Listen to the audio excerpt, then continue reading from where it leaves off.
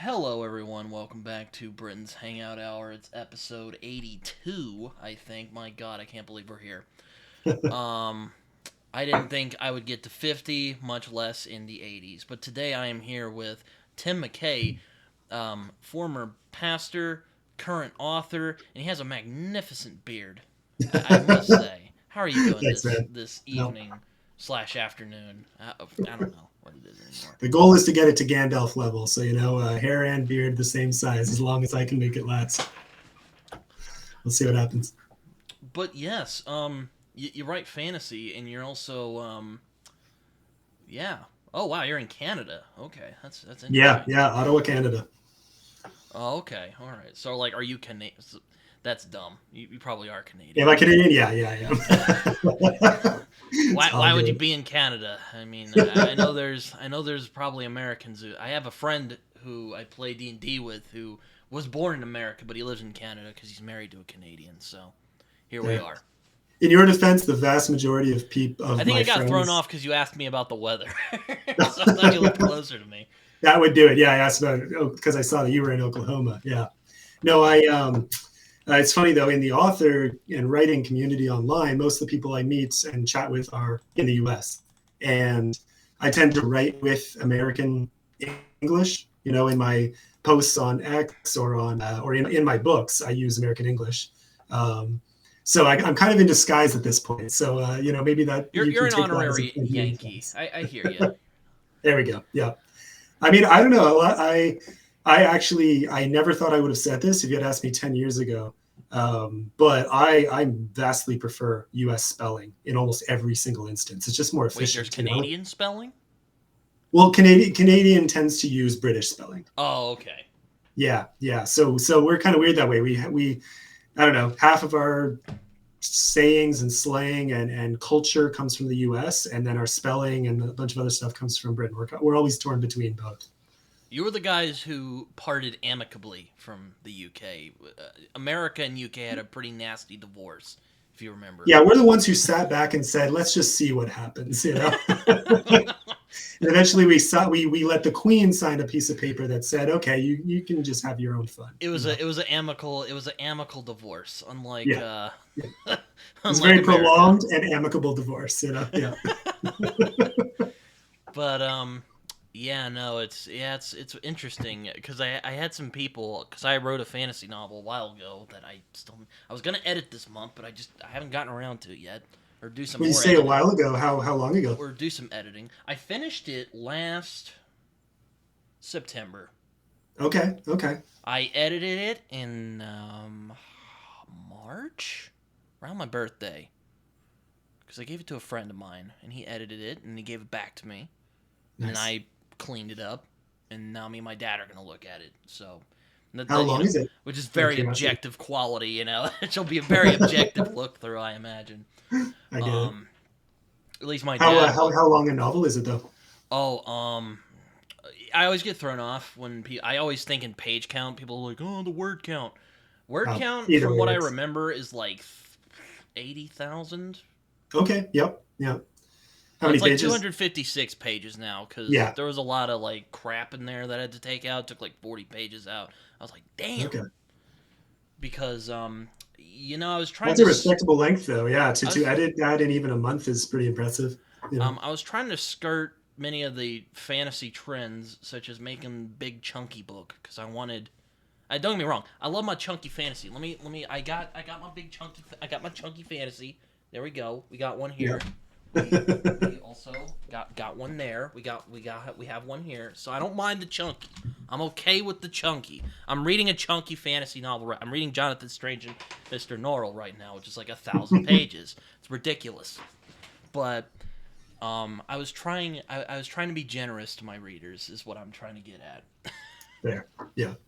When I don't know, when I took a big gap in my life from reading, to an No extent, to an shade to the extent. people who write the fantasy chunkers. That's fine. Yeah.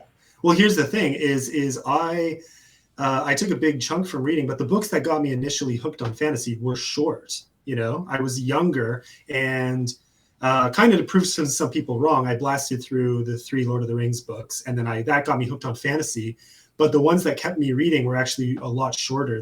These books called Del Toro Quest, and they're, I think, oh come on, they're between 20. No, that feels too short. But yeah, they were more like novellas. They were like 20 to 40,000 words each. Relatively long series though, so it kept me at a younger age. It kept me hooked. I would finish one in 1 or 2 nights, and then I'd blast to the next and the next and the next, right? And I missed that. So when I started writing, I thought I would shoot for a smaller book, and then I very quickly realized that's not what people in the fantasy sphere want.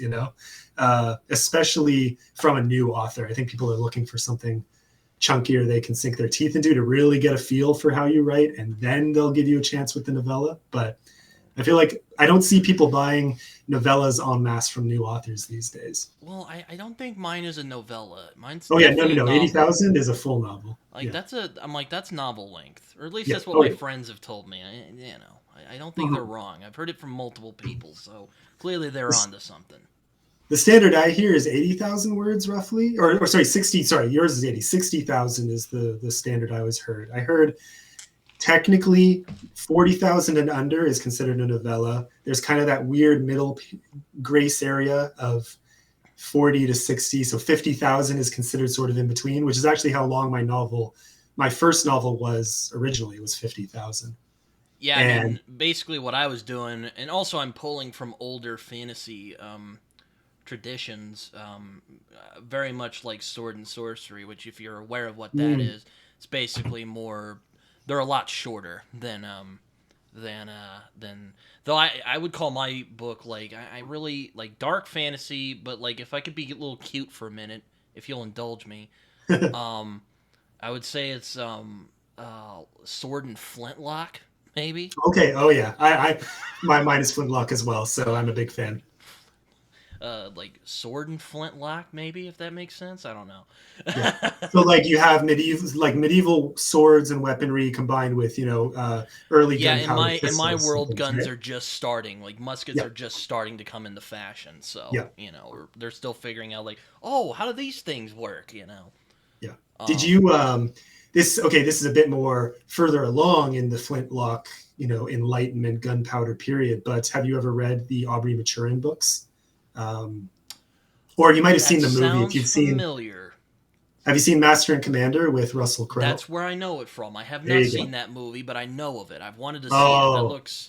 That looks like a film I would enjoy a lot. Yeah, if you like Flintlock, like me, I studied history after ministry, so I did my theology degree, did a little bit of ministry, kind of realized it wasn't the spot for me. That's the very short, very compact version of the story, but I mean, that is in a nutshell. And I took a year off, and then I went back to university and I studied history. And most of my fascination was on this sort of gunpowder period, early Enlightenment, let's call it. Early modern Europe is usually what they consider that period. Yeah. Right? And like, so I loved studying that era, and like Napoleon, at the later end of that period, and those wars at sea, especially. So Aubrey Maturin, the books are fantastic. The movie is out of this world. If you like Russell Crowe, my gosh, you got to watch that. I don't know if I mean, I'll admit I'm not really.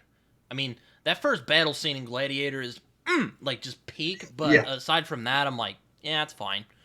Fair. But I like Russell Crowe. I mean, I watched L.A. Confidential. It's a good movie. Okay, yeah, there you go. See, Gladiator, I watched at like 8 years old, I think. I think my uncle. Oh, that probably was a life changer for you. Yep. I should be scarred, I guess, but no, I was, considering I was so young and impressionable, it definitely made its mark. No, what were you saying? I was just going to say, though, the combination of Sword and Sorcery, the sword side of that with gunpowder, I love. I'm really fascinated by books that I mean, I know Flintlock fantasy is like a thing now, I guess. I haven't read a lot of them, but like I was... Well, a lot of it is just from like historical periods I thought were pretty cool. So basically it's like... There's basically like warrior Puritans running around in this world, and it's very much like, it's called the New World because in all honesty, I'm like, well, I can't come up with anything more clever than that, so sorry guys, don't sue me, please. I think I'll be okay though. But Wait, yeah, as in that's the title of the book, or the area you're that in? is the world it is set in. It's Okay, called the New okay, World.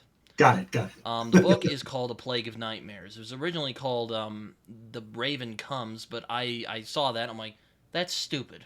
I hate that. Get rid of it. But it was like I a think I good. like the It was Plague of Nightmares has a nice feel to it. it was a good it was a good placeholder title. I'll put it that way. Fair, yeah. Um, but yeah, also inspired by like the French Revolution. Like in the next thing, it will basically be we'll basically see the elves slash Melnibonéans of the world, and basically I'm like they're France. They're pretty much France because they're basically Right. in my setting they're basically going through revolutions right now. So Yeah. there you go.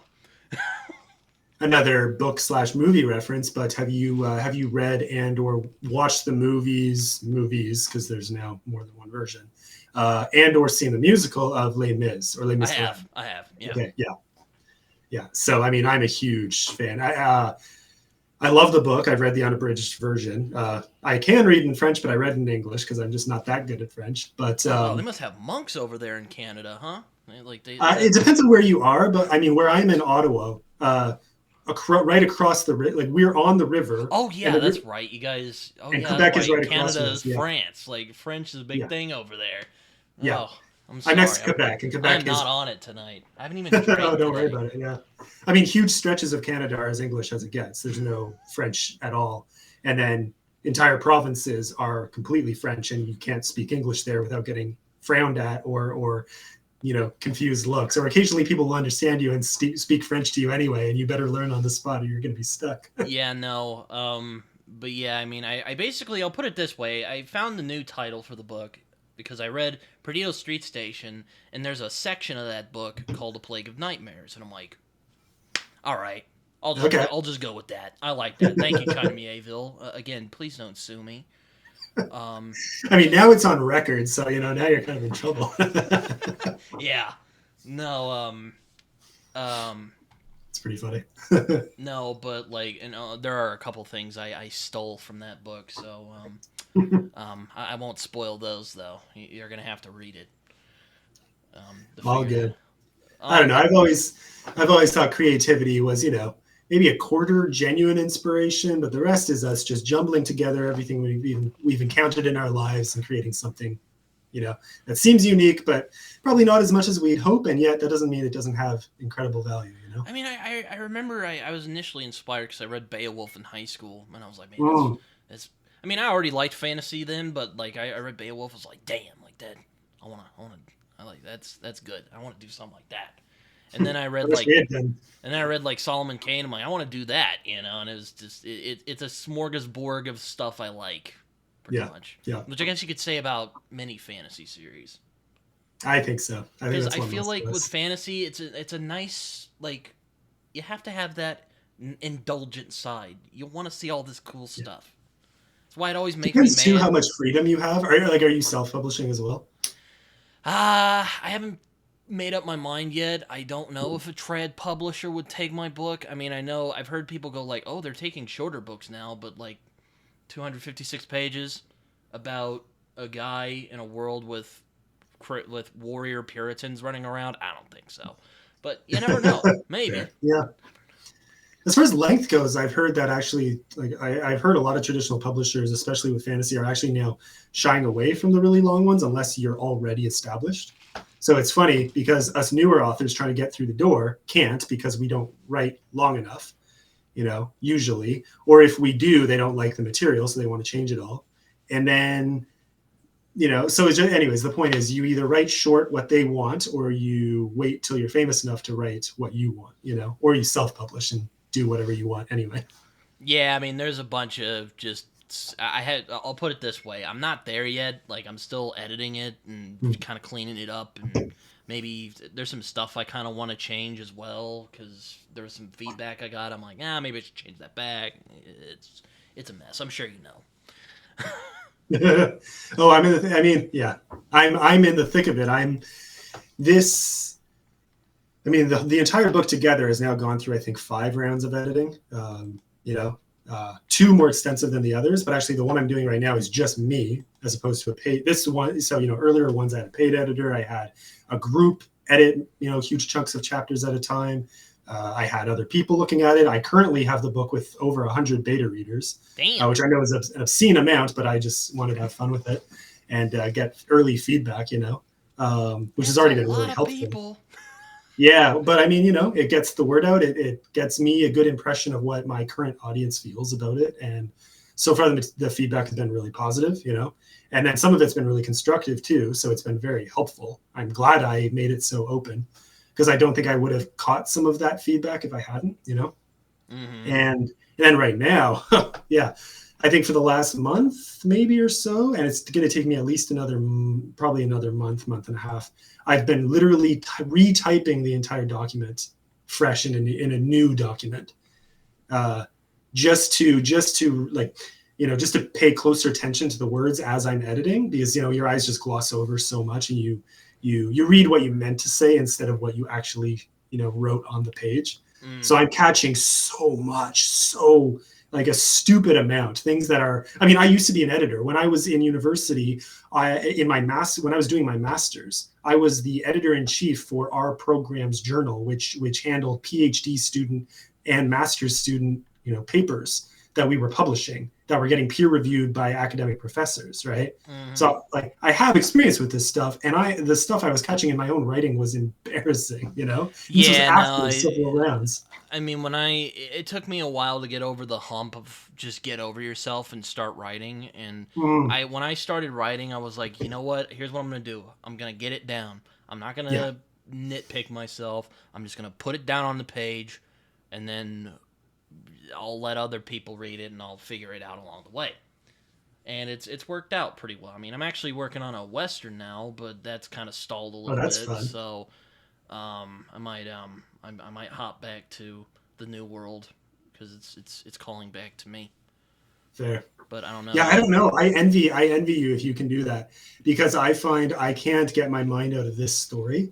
So I'm in this weird limbo period right now where I technically have more time. I could be starting a new series on the side while these edits are going on, but I either want to start on the sequel, but I also want to just finish the editing process for the original before I do that.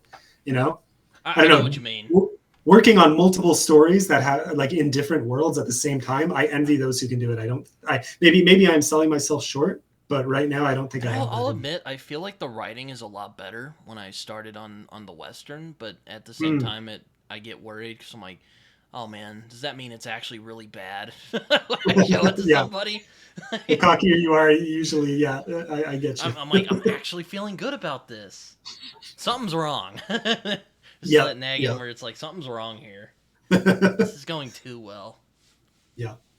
I had that with the second part. So what I've done is, I published the first book, shortly after published the second book because I wrote it relatively quick, got it edited. Anyway, so they were published relatively close together. They were roughly equal length. And then I realized, okay, I don't think this is the best fit to market. And frankly, I didn't even like how the story told so far, because it was like these first two parts were complete books in and of themselves, but like in a story arc, it was like I had the first part, the dip, and then you didn't have that final climb back up. You know what I mean? You can either have the right. So it was like an incomplete arc. So I think people were even commenting. They were like, "You left us hanging here," And I didn't like, it wasn't a complete story. So that's what made me in the end decide to do like my what I did is I unpublished both, and now I'm republishing them with the third part. So now what I'm republishing is 170,000 words. Nice.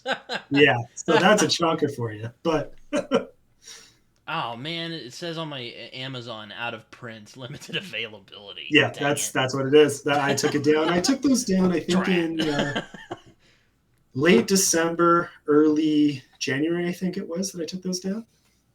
Yeah, no. Yeah, no, mine is a relatively straightforward affair.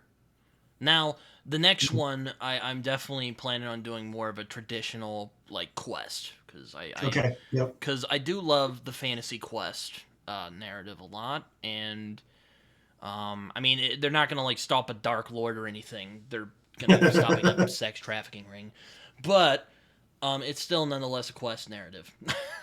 What was, without spoiling anything, obviously, but what was different? What was, yeah, I guess maybe that's an impossible question to answer, but what was different about the first one? First one is more like a small town mystery. Okay. Oh, I like that in fantasy. I like that a lot in fantasy. It's not cozy, but it is a small town fantasy, and I like it. Yeah. I liked it. I was very proud of it. I mean, There was a huge mystery element in the. It was the middle section of my first book. You have a few chapters that are more like monster horror. That sort of introduces the main concepts of the world, and then there was a huge mystery element, and that got me the most feedback. A lot of people were saying, "This is I don't know." I got a surprising number of comments saying, "This is so cool! Like, what's going on here? Who did it?" You know, it was kind of one of those who done it mysteries, and I wasn't expecting that from a fantasy crowd. You know, I wasn't expecting people to comment. I thought people would comment more on the usual tropes. You know, found family and magical weapons and dragons, but like people loved the mystery. I think people are looking for those refreshing elements. You know. yeah, I mean, it's also kind of why I started my YouTube channel up again, because I was hoping maybe to find a bit of an audience as well. Fair. And Yeah. there've been a lot of really interesting people that I've It's a met. good strategy. You know, get yourself out there, meet other authors, learn the craft as you're doing it. Yeah. I wish I'd been more out there while I was writing the first book. You know, I mean, you don't know what you don't know. So lessons, I've learned a lot of lessons since I've published. But Sure, and also I really like content creation. I've rediscovered my love for content creation. fair. Yeah. Even though I don't think I'm as flashy as like bigger booktubers out there. I mean, I don't know if you necessarily need to be. I don't know. You know, everyone Yeah, has their I'm own. getting an audience, and people Yeah. like my stuff. So I mean, there have been people who've liked my stuff. So I'm doing. I'd say I'm doing pretty good. Yeah. So far. No, I think you're knocking it out of the park. It's awesome. I love it. But yeah, no, but yeah, more like I didn't. It's tough. I didn't really. Again, it's a small town mystery, but it's not like cozy or anything. It's not Fair. like Yep. No. That's great. it's kind of grimy and Grimy, a and little dark. Yeah. and weird. Yep. Yeah, basically the hook is our main guy basically gets into a fight with somebody he should not have, while very intoxicated, which is how most most things of that sort happen. And then one of the warrior Puritans is like, okay, so I'll let you go if you go to this town and figure out what the hell's going on. And that's kind of the hook of the story. Okay. Oh, that's interesting. So a whole separate mystery or fantasy related thing going on over there that now he's responsible for, or he or she, I don't know. It's a He now he is responsible for solving. Yeah, there's a female doctor who he ends up they don't, or well, I'm not gonna, I won't say that. I won't say that. That he ends up teaming up with to figure it out, There we go. because it turns out her husband is not involved, but there have been disappearances, and he's one of the Okay. people who disappeared. So yeah, it's yeah. Total non sequitur, but I saw that was the meme going around I think the other day. About the which fantasy trope would you get rid of? You know, whether you get rid of dragons, Dark Lord, Chosen One, or party on a quest. I don't know if you saw that. I can't get rid of Party on a Quest. I like those Yeah. stories. That's why. It's one of the Yeah. reasons why I read fan. I want to read about that. Yeah. It's hard. I actually found it really hard to. I could get rid of dragons, except my book has dragons and they're essential, so no. But you know what I mean? Like I can enjoy. Yeah, like fantasy I without can enjoy dragons. fantasy without dragon. I hear what you're saying. Saying. Right? You know, give me a refreshing type of monster or dark element. You know, I usually like some sort of monster. Or I like imaginative creatures in my fantasy, but it doesn't need to be dragons, you know.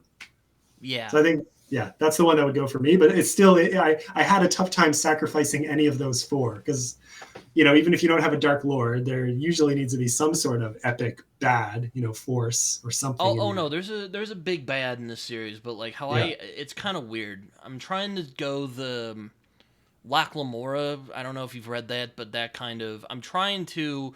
All the books can be standalone. You can read them without too much context, and hopefully you guys can understand what's going on. But there's still like an undercurrent of like continuity, and there's like a big bad, and fun stuff like that. Lac Lamora is one I need to check out because everyone seems to be talking about it and has been for a while now, but not yet. Not yet. I mean, it's very. I mean, if you enjoy, a lot of people call it a heist novel. It's not really a heist novel. It kind of is, but it's more of a revenge story. Okay. Oh, I love a revenge story. well, I should say it becomes a revenge story by like the second half. Like it Sure. basically becomes a revenge story, and I love Okay. it. Yeah. No, I give me a good John Wick or Count of Monte Cristo story any day. Any day. I love it. Or V for Vendetta. Actually, that's probably one of my favorites of all time. But no, it's like if I remember, it was like Liza Lockamore was my favorite read last year, and I remember just calling it a thoroughly satisfying reading experience because Sure. just when they take revenge on the bad guys, you're just like, it's just like Yeah. I want to punch something, Satisfying. Yes. Yeah. I really enjoyed that book. In other words. Yeah, it was really fun. I think this was a while ago, but I remember I posted something. I just asked people, revenge in story. I mean, I asked it a bit smarter than this, but I essentially said revenge in story is good or bad, and a bunch of people were furious. You were just saying no, it's so bad. Don't write stories about revenge. It just promotes revenge and evil in our society. This is so terrible. And I just wanted to slap him over the head vengefully. You know what I'm saying? Like. Kidding, but how dumb is that? I couldn't stand it. What? You just threw out most of my favorite stories on the earth, and I don't consider myself a vindictive I'll put it person. this way: like as many stories as there is about how like revenge is worthless, it won't bring you any peace. There is some really satisfying revenge stories out there. Yeah. Like, come on, revenge 100%. Is underrated. I agree, totally agree. It's such a great, and when done well, it is such a great thing to experience. Like, you want to see Theon get his head blown off by John Wick, man. Like, yep, exactly. Yeah. Yep. Oh yeah, absolutely. He had it coming, and it's one of the most satisfying moments, in cinematic history. Yeah. No, yep. It's and I mean, I don't mind the whole revenge doesn't bring you anything. Those can be done really well. I mean, Old Boy's one of my favorite movies of all time, and it's all about that. So yeah, that's a heavy one. That's a good one. Yep. Yeah. I mean, yeah, heavy's a good word for it because that's not one I can just sit down and watch. I have to mentally prepare myself for. Yeah. It. Yeah. Well, except when I watched it the first time, I kind of just put it on and I was like, whoa. What did I just get myself into? Yeah. Yeah. Oh man, that's a great film. Anyway, so I guess a good question to ask you, because I like to ask this to a lot of fantasy-related people I have on here. What draws you to the fantastic? Ooh. The cheap answer would be escape, but I don't think that's the right word for me, because I can think about the years when I, when I got hooked on fantasy, and it was kind of a dark time in my life, as a kid, there was some stuff going on. Let's call it family adjacent. And fantasy was my escape, both in my imagination and in reading fantasy, so to get heavy, that's what it was for me. But it grew from that into something incredible. It was hope. It wasn't just escape. It was reminding yourself daily that there is hope for a better world, Yeah. So to me, it's always been a chance to explore possibilities. So even though it is fantasy, even though it is alternate worlds with things that could never happen, it's still informed by the experiences we've had in our life. Right. So for me, yeah, that's how I would describe it. It was a way to keep myself hopeful in dark times, and then in good times it was a way to celebrate those good times by saying, hey, we got here, and let's keep going, and let's see what else is possible. That's funny. Oh well, it's funny you bring that up, because I was actually arguing with some, with some people last night about Lord of the Rings, and I was talking about. There's this video I've been wanting to do. I've been kind of tossing it back and forth, but I haven't been sure if I want to do it because it's definitely gonna step on some toes. But I've heard some people say that like people like Lord of the Rings because of nostalgia, and I'm all like, no, it's not. Yeah. And yeah, like it's just. And I was actually having this argument last night with. Now you mean? Do they mean that they like we like Lord of the Rings because it's old and so we're looking back to older times, or because it promotes nostalgia within its pages? No, what they mean is, I'll be more specific. Don't get mad at me. I like Matt. Fantasy Book Reviews' channel. Don't All good. But I'm saying this to the potential I audience. say this jokingly, but this is a safe space. Hopefully for commenters as well. No, I'm saying this to the people who are going to watch this. Fair. Because let me tell you, I have said some things, and like I did not think anyone would watch it, and people are like, "What? You best check yourself, bro." This is like a line from a video he made about like fantasy hot takes, and basically the point he was making is that the reason Lord of the Rings is like so popular is because people grew up reading it or watching it, the movies, and I'm like, no, it ain't. That's not the only reason people like it. Wait, so say that again. He thinks we only like the books because of the movies. Is that it? Kind of, yeah. That was. Now there might be. Now I might. Now I'll admit I haven't watched this video in a while, so I might have the details wrong. But basically, the point is that like people like it because it's nostalgic. Now, if you don't like Lord of the Rings, that's fine. I don't even know if it's in my top it's in my top 15 fantasy, but yeah. I respect it a lot, but like I feel like that's kind of ignorant. Is all I'm trying to say. Kind of that's ignorant. Tough, yeah. It's a bit of. I want to go back and watch the video to see the context of what he's saying, but my immediate answer to that is looking at there the are people books. who have made channels who have written books about it. It is not just because of nostalgia, dude. But anyway, sorry. What were you saying? My immediate thought is like, it's okay. So my immediate thought, starting with the books, is they rose up to incredible fame and popularity, but it took a long time to get there to some extent, Mm-hmm. But that said, looking back on them now, I think there are a lot of things your average writing guru, and I'm going to use that word very intentionally, guru, right, would say, oh, Tolkien, he really shouldn't have written it that way, and those descriptions were too long and that dialogue was too fake and this sentence could have been trimmed here. And when I'm editing, I probably listen to half the advice these people say, but then I read Lord of the Rings and I think he ignored half of this stuff and it's still the most beautiful thing ever, Well, yeah. And that's not to say there aren't parts where when I read them, I was glazing over on occasion, right? And there weren't parts that I had to struggle Tolkien loves his meandering. Sorry? Tolkien loves his meandering. Yeah, so he loves his nature. To some extent, did he get away with that? And maybe the book would have been better with. I don't know. Like we can be critics. I think it's easy as a critic in hindsight to look back and say, oh, it's not actually all that good. But a mass amount of people over decades would strongly disagree. And then the movies took it to a whole other level. And I think, I don't know. I mean, I think I started reading Lord of the Rings around probably the same time. I was 10 when when Fellowship came out. And so you know what? I will say this. In his defense, I started reading them after I watched the first movie. Well, yeah. That's how I started. So I don't know. It's tough. It's really tough. But no, I don't think I wouldn't chalk their value up to nostalgia. Yeah, or there's another value to their cultural appreciation. The debate I got in with my friend last night was basically him unironically just being like, yeah. And I'm like, no. That was basically... And we were. Let's be absolutely clear here. Lord of the Rings is freaking awesome, and you will never change my mind on that, unless we're taking into account Rings of Power, and that might actually have the negative power to downgrade the entire thing. But let's just pretend that didn't happen.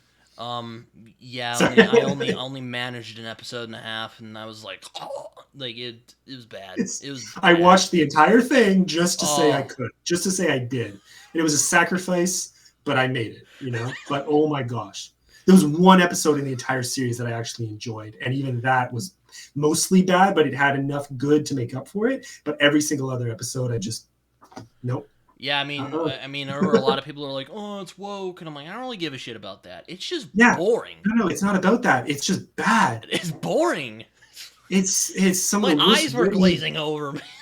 Yeah, like the cinematography is terrible. The dialogue is terrible. The story is just maybe in conception it actually had potential. Like the scheming and the eventual eruption at the end, without spoiling anything. Like I see what they were trying to do. I really do. It's just the execution was something that was horrible. I don't know. I heard someone recently call it creativity by committee.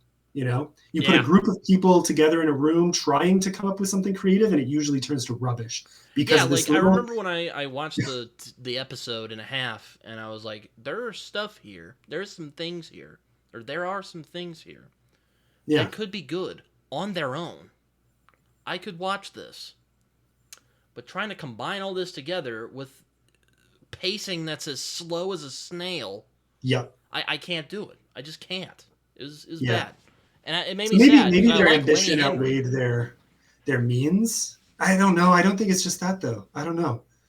It's just they tried to cram too much into too little space, and then there were just some decisions that I don't think it was in the first two episodes. You probably didn't see it, but have you seen YouTube clips of Galadriel horse riding?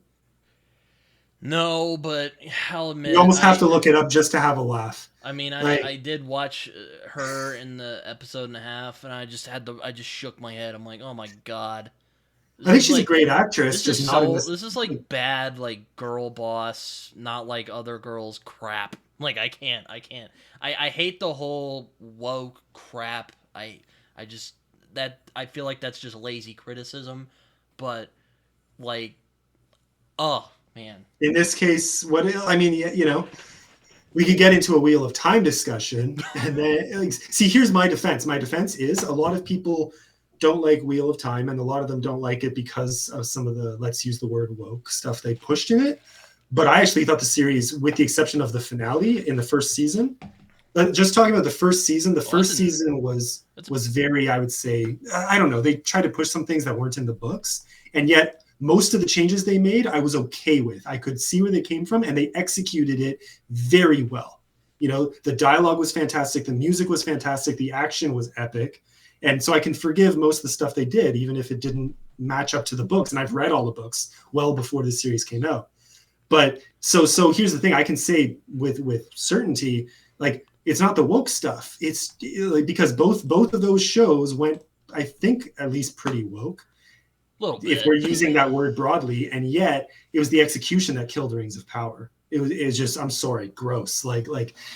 It was just bad. I just thought Yeah, it it was. wasn't. There's some interesting stuff in there, but it just, again, the pacing. Yeah. I didn't find Again, the look up characters that Galadriel on the interesting. horseback.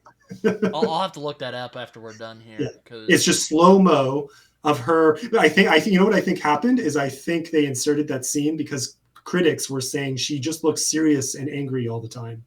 So I think they forced in a scene post production of her riding a horse with a big smile on her face, and they just put it in slow motion with her on the screen. that sounds stupid. Even And I've never seen it's slow motion with this big smile on her that face for sounds like a so solid. stupid. I don't know. It was, I think, at least 30 seconds to a minute of just watching her. Oh You know, god, that sounds stupid even when you're describing it. Oh, it's so painful. oh, Like, no, things but like that just tell me either you're not serious, or you have so many people with their hands in the pot that no one. Like my counterexample would be a Christopher Nolan movie. uh-huh. When you have an epic, strong director in place saying, "This is what we're doing. Get in line." Yeah, that's You interesting. know? It's funny because it's weird because I think I like Nolan a lot. I mean, The Dark Knight is my favorite superhero film of all time, Yeah, it's and pretty there's darn good. even excuse me, I even think like The Prestige. I actually Oh, I like The Prestige yeah. more than Inception I'm with you. and I am actually Memento. very much with you there. Like it's like my second favorite. Like come at me, come at Yeah. me, bro, No, no, no. The Prestige was come amazing. at me. I wish more people talked about it. I agree with you. Inception was That great, movie is but The Prestige is freaking baller. I love amazing. it. Yeah. One of the finest, literally one of the finest twists in cinematic history, and like barely anyone talks about it. It is a Yeah. travesty. Oh, so well done. Yeah. And it's like, oh god, I could go on a nerd rant about how great that film. I could go on a gush fest on how great that film is. I'm right there with you. I don't know. The cast was amazing. The storytelling amazing. That twist, It like you is said, was literally a magic beautiful. trick, though. That is the Yeah. best part of that movie. It is literally a magic trick. Yep. Yep. Oh, And they tell you the whole way through, the magician tells you what he's going to do. He tricks you, he gets you to look somewhere else and then sets you up for the finale. and Yeah, again, the the whole thing, twist is right in front of you. You're just the like, whole oh, time. oh my god, Yep. I love that film so much. Beautiful. And it hits home. Oh my gosh, that's such a, oh, yeah, anyways. Okay, we are going to be trapping ourselves in a gush fest. anyway, and don't get me wrong, I like Inception and Memento. I think those are good movies. Anyway, How did you, okay, not to, last Christopher Nolan comment, but what did you think of Interstellar? solid movie. I thought it was pretty good, though. I do think it got a little sappy there towards the end. That's fair. Yeah. Though Yeah. I'll admit there might be some people who it's kind of why I think his brother, when him and his brother work together, I think it really works. It's hard to explain. No, that's fair. That's fair. Now I Yeah. did see Oppenheimer, and I mean I don't know if that's like people are calling it film of the decade. I don't know if it's that good, but I liked it a lot. I thought Yeah. No, I'm with you. I think maybe this praise might be a bit exaggerated. it might be his best writing effort so far. I think. That's fair. Like, yeah, it was an incredible movie. It was, heavy in parts, beautiful in parts, fantastic. An interesting I vibe find like throughout. when him and his brother work together, they balance the tone really well. But like Hmm. when like it was him, like he would sometimes kind of like with Interstellar, it gets a little sappy towards the end of the movie. Even though it's a Yeah. good film, I like it a lot. The thing about Interstellar is yeah, story wise, there are a few parts where I kind of thought, huh? But overall, I enjoyed it. The visual effects Oh my for god, me. yeah. Normally visual effects alone don't do it for me with a movie, but that one, now I'm a bit skewed in my perspective because I was living in Montreal at the time. That's where I was in ministry, and we went to see it at the Montreal IMAX theater, and we got there late, and so we bought tickets last minute and ended up in the front like 2 rows, watching on this big Oh, that IMAX must have been screen. awesome. Freaking amazing. Like imagine being that close to the screen during the spinning scene. You know the one I'm talking about? Yeah. That kind of blew my mind. I And, will and agree with you probably though. made me a little sick, but it was totally worth it. I will agree with you though. The effects and the visuals in that film are ridiculous, in a good way. He actually made a comment. This was a comment just in general about cinema, but I think Christopher Nolan said something along the lines of he was actually trying to argue that maybe people focused on his storytelling side of things too much, and they were missing the other elements of what make a great movie, and it's the whole That's experience. possible. I'm not Right. Well, he wasn't trying to defend any movie in particular. He was just saying, there is more to a movie than the story. You need those visual effects. You need the music. You need the sound. And I love his movies for the things like the music and the visual that you bring in. But I remember thinking at the time, okay, how does that relate to books and writing?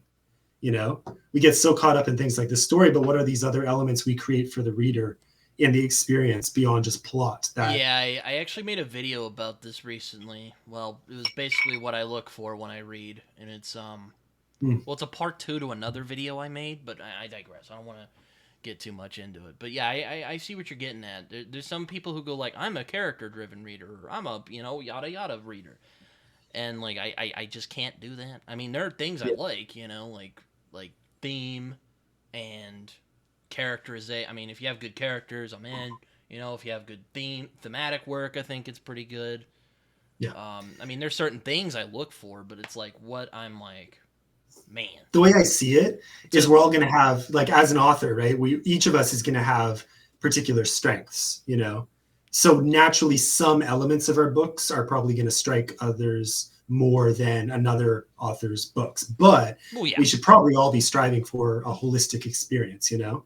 That's kind of what I look for. I'm more of like the like holistic experience. And to cut back to the Prestige, there's that scene at the real beginning of the movie where Michael Caine is telling that little girl, people go to magic shows because on some level they want to be fooled. And I'm like, that's it. You know, like it was a light bulb eureka moment. I was like, that's what that's what it's like for me with reading. I'm like, I want to be fooled on some level.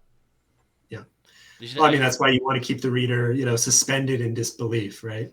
I should have like a Penn and Teller Fool Us type of show, you know, except for books. Fool Me. Oh, maybe that'll be a new show on the channel. What would that be? Who immerses you best in the scenes they write, or I don't know. Anyways, maybe I don't know, but it's it's kind of how I view that's how I view it anyway. I know it's different for other people. Yeah. Though, I mean, you know, I love Cormac McCarthy, but I don't love him for the same reason I like a Ray Bradbury, you know? Yeah. They do different things in their work, you know? It's not just like, oh, you know, because, like, I would not call a book like Blood Meridian a character-driven read, but I still love that book a lot, you know? I don't want to go on that subject again. There's a video about it. Fair enough. You're probably exhausted of it. Yeah. Go on. Because I feel like it's the thing to say now. The thing to say for most reviewers I encounter is, I like my character-driven books. Don't send me a... Well, I like those. I'm not. Hey, that's fine. I'm not telling people don't do that. It's just I can't do that. I have a hard time with that. My thing is I think I tell people I'm a plot-driven but a character-obedient writer. You know what I mean? So I have a plot, and then if the character says, no, screw that, we're doing this, okay, we're doing that, you know? It's funny, I was writing my novel. I used to hate when authors would go like, you know, I was writing the story, and then my characters just took it from there. I used to think that was the dumbest crap. But now you know, right? And then I started writing my book, and then my characters were like, you know what? Let's do this. How about we do that? And I'm like, this shit is true. It's true. I have one character I meant to kill off. Like, I don't know how early I planned on doing it, but I had one character that was definitively going to die and probably die early, and now they're essentially a main character. And their decisions drive an entire side arc of the story that is absolutely essential. They may or may not be the deciding factor in what brings this like, probably these first 3 books, this current big book and the next 2 that follow. This character is probably going to be the decisive linchpin in what brings it all together. And I was ready to kill them off in the first 10 to 15 chapters, you know? So, like, you got to listen to the muses when they strike, you know? Yeah, no, it's weird how it works. I mean, you know.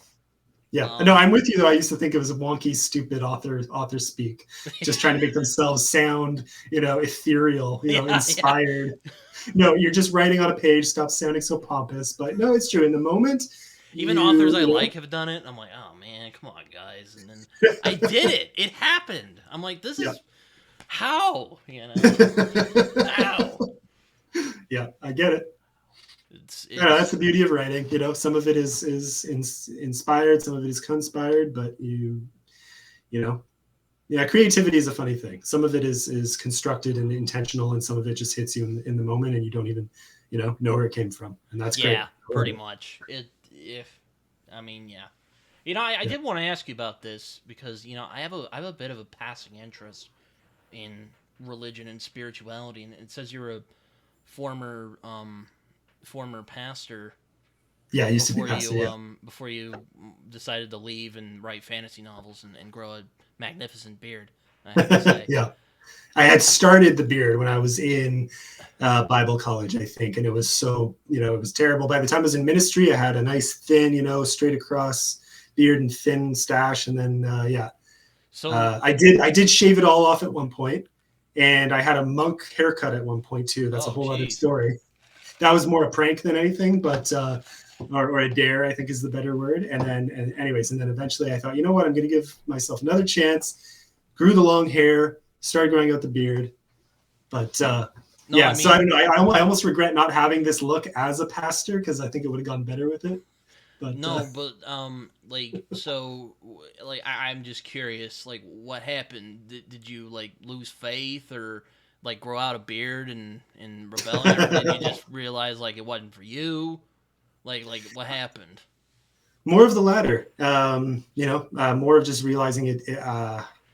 So you're still like spiritual, you know? Well, this is tough. See, I think I would offend some people in the ministry space, not in the faith space, not Christians, but I think some pastors would be offended by me saying this. Then again, plenty of people I met who left ministry would agree with me on this, that there is an element of it that is very personality driven, and some of that is just human nature, and some of that is our own failings as humans, and that has nothing to do with faith. It has nothing to do with calling, but I think in many ways I was pressured, and yet don't get me wrong, completely all my decisions to take the path I took, and I don't regret it. You were encouraged. Yeah, and it was a blast, but there were some ways in which I would call it pressure. When you go to a youth convention and 100 or 200 or 300 people in the audience, stand up during the altar call to say, I will answer the call, and only 5 of them go, but the fact is 300 stood up and said they would. Like how much of that is hype versus how much of that is real spiritual calling, I don't think I've ever lost my passion for helping people grow or inspiring people or trying to add value to their lives or give people hope when they have none. Those things don't disappear. But the leadership side, I mean, don't get me wrong, I loved what I was doing. I had an assistant role in one church and filled in for youth pastor for a while after actually before that, then stayed on as kind of an assistant role. So preaching on Sundays on occasion, helping with kids ministry and kind of helping with admin stuff on the side. And then when I went to Montreal after my internship, then I was the youth and young adults pastor there. And I mean, it was a blast, It was an absolute, I loved that. I loved getting to, chat with these teens, and I loved getting to lead a team of volunteers and the small groups and the preaching. There's some elements that I was less in favor of than others. I was kind of the resident money maker, let's call it. I was the guy who would get asked a lot to get up and give the offering talks.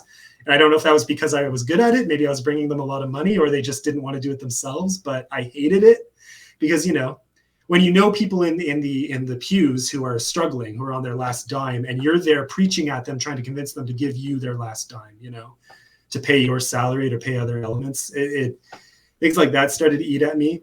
And I don't know, just a lot of it. You weren't like a fan of the like political stuff, I guess. Is that what you're getting at? Oh, there's a lot of don't get me wrong. There was a lot of the drama and the political stuff, but I don't know. That stuff you encounter everywhere. That's human nature. Well, I mean, I don't mean like the you get what I mean. Like just the like drama is what I'm saying. Yeah. Oh yeah. But again, I don't know. There's definitely church specific drama. Oh yeah. I know it well. I've been to... So some of that gets to you. But I don't know. No, honestly, I was bearing with that relatively well when I was in Bible college, I do remember being in a few churches, and I just would want to go up on the stage and be like, guys, this is not what Jesus wanted you guys to do. Stop it. Yeah. Oh, yeah. I don't know. I mean, that's the job, though, right? Yeah. And I don't say that to trivialize ministry, but you go in knowing that that's what you're bracing for. I think for me was... I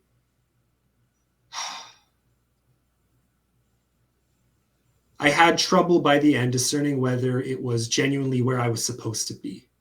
I hear you. Okay. And that is really what it came down to. It was just, and it became that is what made it exhausting, was feeling like I had maybe, I felt like I was good at it. I felt like, I was continually improving. I thought long-term I could have made a genuine impact where I was, and yet I couldn't see, let's put it this way, this is the most spiritual thing I'll say tonight, I couldn't see God's hand behind it.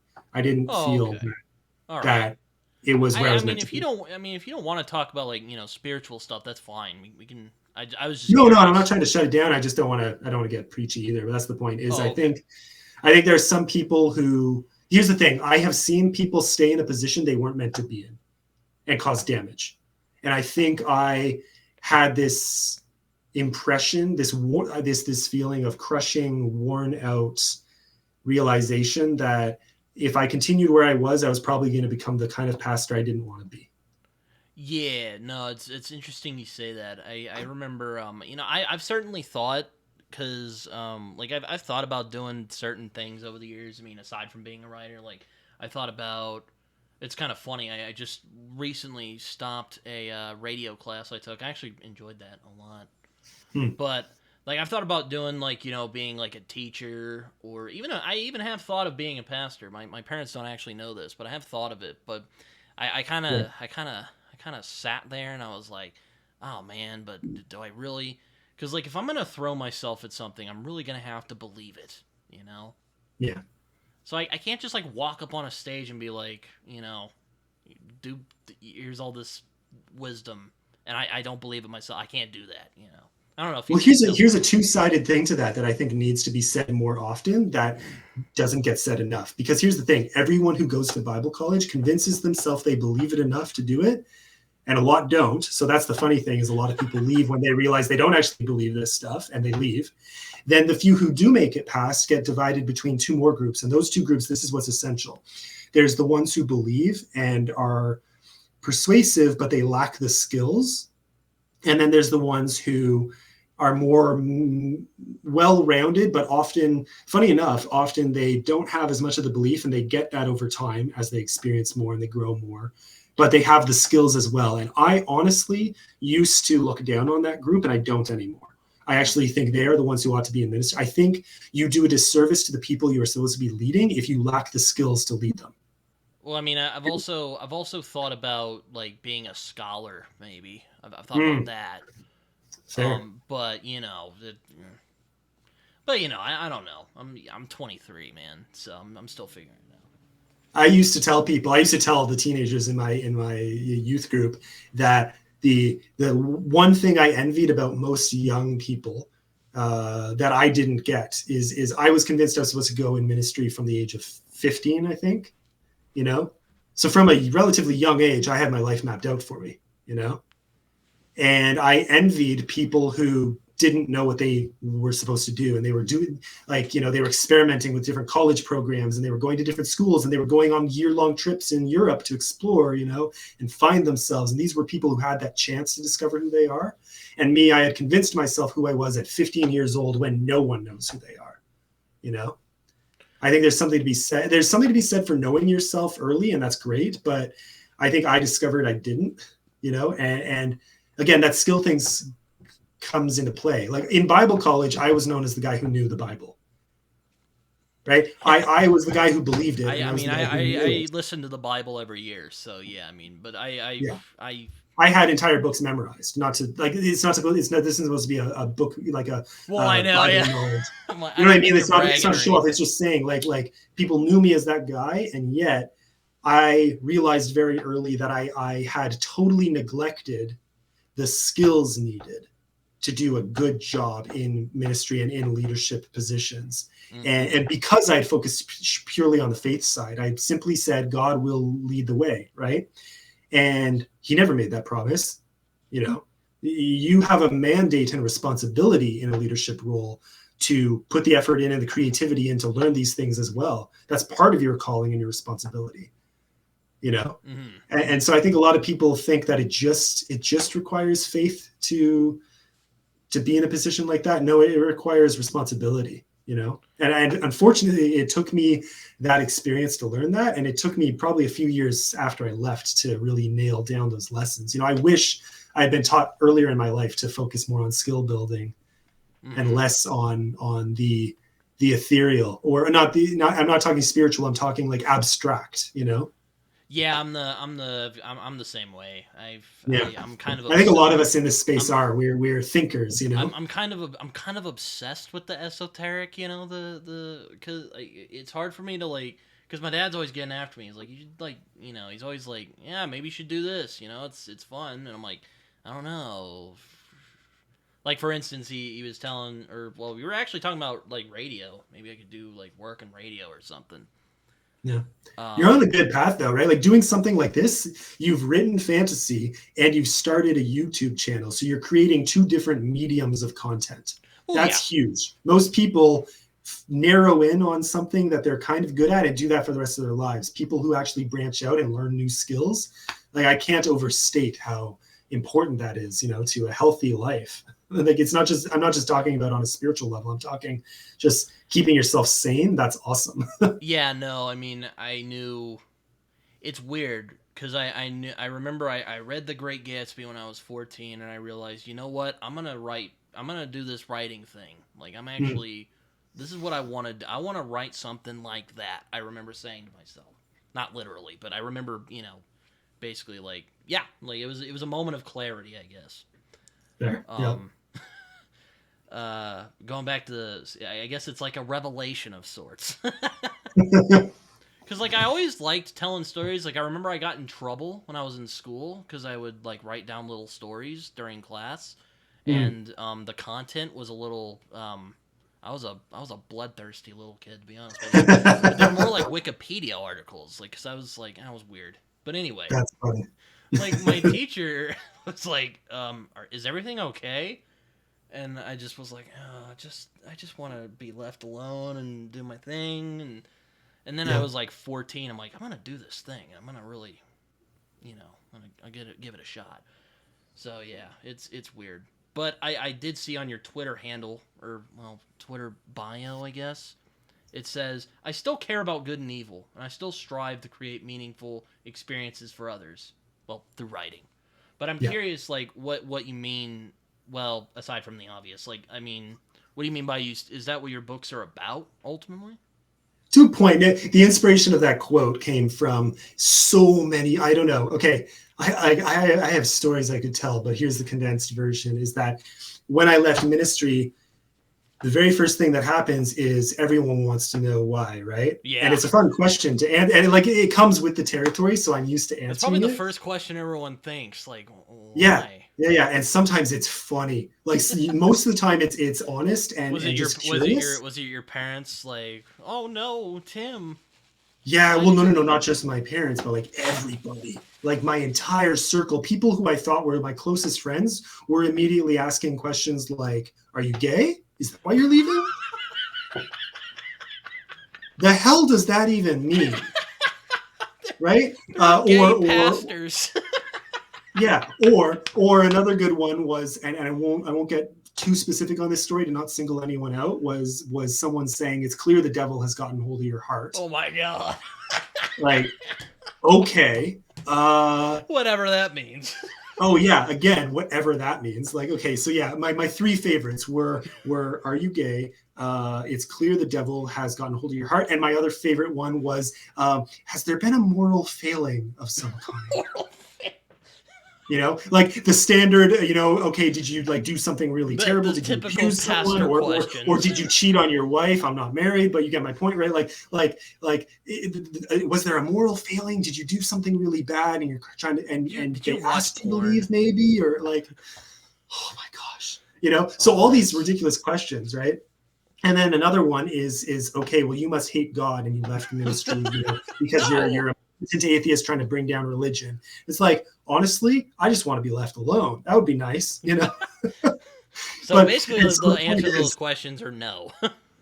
Yeah, right. And it's just really funny. So at some point, I think a bunch of people consecutively made these points. They were essentially saying, this was more faith focused, but for some reason it came up in these conversations. It would start with me leaving ministry, and it would come down to like, because I think at some point I would be honest with people and I would say, look, honestly, you leave ministry, it takes a toll. It's been tough, and my faith, I have to admit, it's not where it used to be. I don't know what that means long term, but that's where I was at, right? So I was going through that period. And so people would say, okay, but what about morality? Like what decides right or wrong in your life, And I would just say, empathy? Yeah, kindness, like a whole lot of things beyond just the Bible. Like no Christian in their right mind just, like, because we would still be sacrificing animals from the Old Testament if that was true, like there's a lot of things even in the New Yeah, Testament we don't do, because we also use not just common sense, but we say, okay, what are the consequences of our actions? What impact does this have on other people? Like, God isn't some jerk. There are reasons for the things he says to do and not to do. So part of a conscience is discovering those reasons why, so you can obey what the Bible calls the spirit of the law. You learn, I I right? I hate that. I don't want to get Yeah, too yeah. much Again, on okay, the. here I am getting all spiritual I, now, I but mean, I don't want to get. Or we've already kind of crossed the line a little bit, but like, not to get too much. But I do hate the atheist argument where it's like, so you're just good because of a divine reward. It's like, well, maybe there. It's kind of like It's kind of like the Lord of the Rings thing. Okay, maybe some people are like that, but not yeah. everybody is like that. That's a bit of a disingenuous point. Well, At least here's I my think it point is. is that I simultaneously got both extremes from people, right? So I had, like, and that's the point, is I don't know a single, well, okay, no, that's not true. I do know some Christians who are pretty by the book, right? But most of the Christians I know aren't just doing it because the Bible says so, right? Yeah. So to me, the people who asked me that question were being disingenuous, to be blunt, idiots. Like, none of them actually live by that standard. So why would you even ask me that question? You're being ridiculous. And then I had atheists saying, "Oh, well, you're a pastor." Like, that's the thing. A bunch of people see that I used to be a pastor, So and they say, you "Oh, well, just he's a weren't. religious nut job," So right? you weren't winning anywhere. You weren't Oh getting like no, I a. was in this. Oh gosh, So I felt like I had to tell people from the get go, I still care about this stuff. So that's why it's on my tagline, and it actually kind of gets people curious and talking, and so I just left it. But that's where it came from saying, I still care about this stuff. I still care about good and evil. I'm not this immoral jerk just because I left a position. I don't know how you got there, but I'm putting this up so we don't have to have this conversation anymore. And then eventually, it was a much longer road. I mean, not that long, but it was a solid 4 years, 4 years from leaving ministry to finishing my undergrad in history, and then another 2 years to do my master's in policy and admin, and economics kind of mixed into the mill. I did government work for a little bit and hated it. And that's around the time when I started exploring economics and business and marketing, funny enough. And it was marketing that got me exploring writing techniques and a whole bunch of other stuff like that. And so it convinced me to do this writing program that one of the colleges here in Ottawa offers.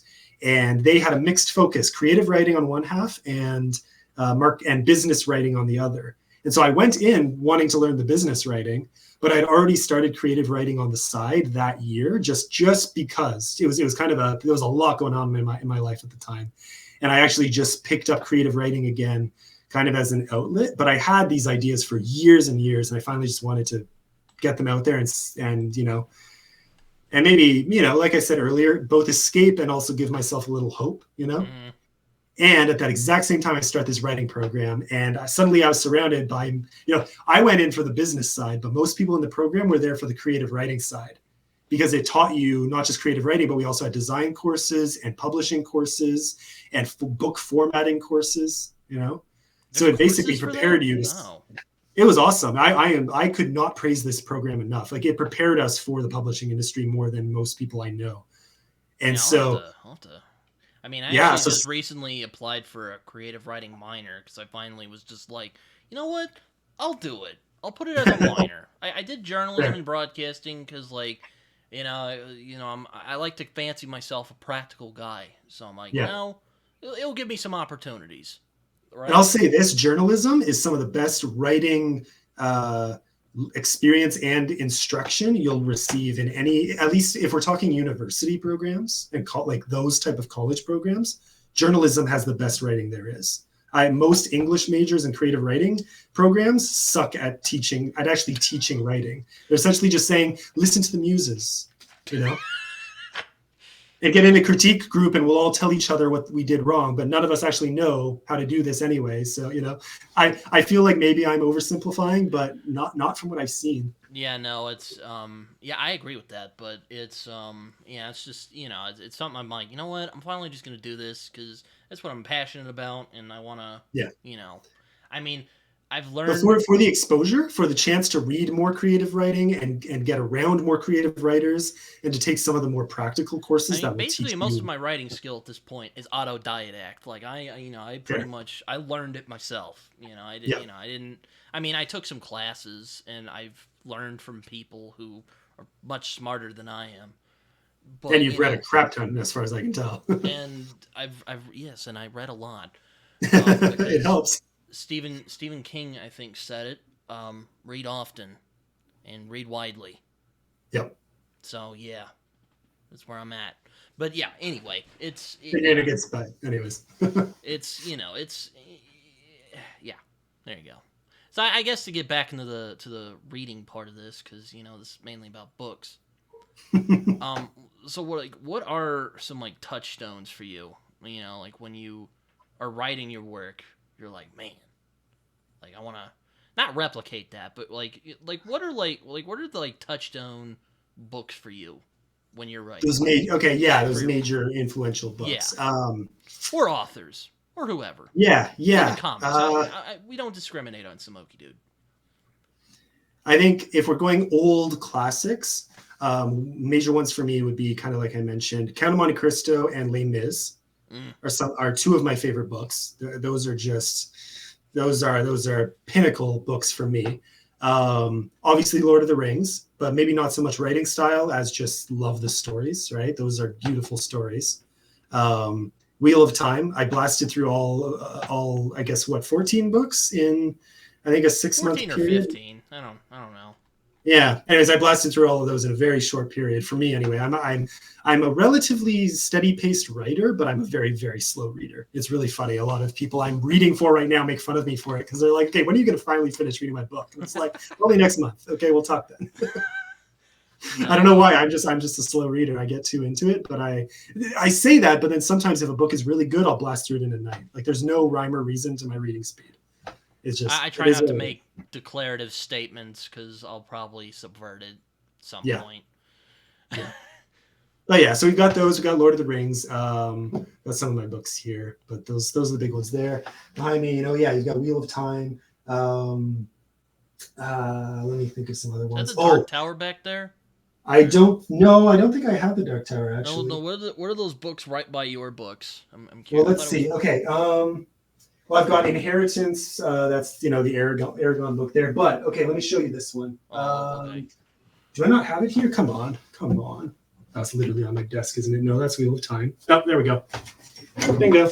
Because I had started rereading it recently. But Taliesin, am I blocking it? Hopefully not. Taliesin by Stephen R. Lawhead. Huh, I've never even heard of this. Interesting. So good.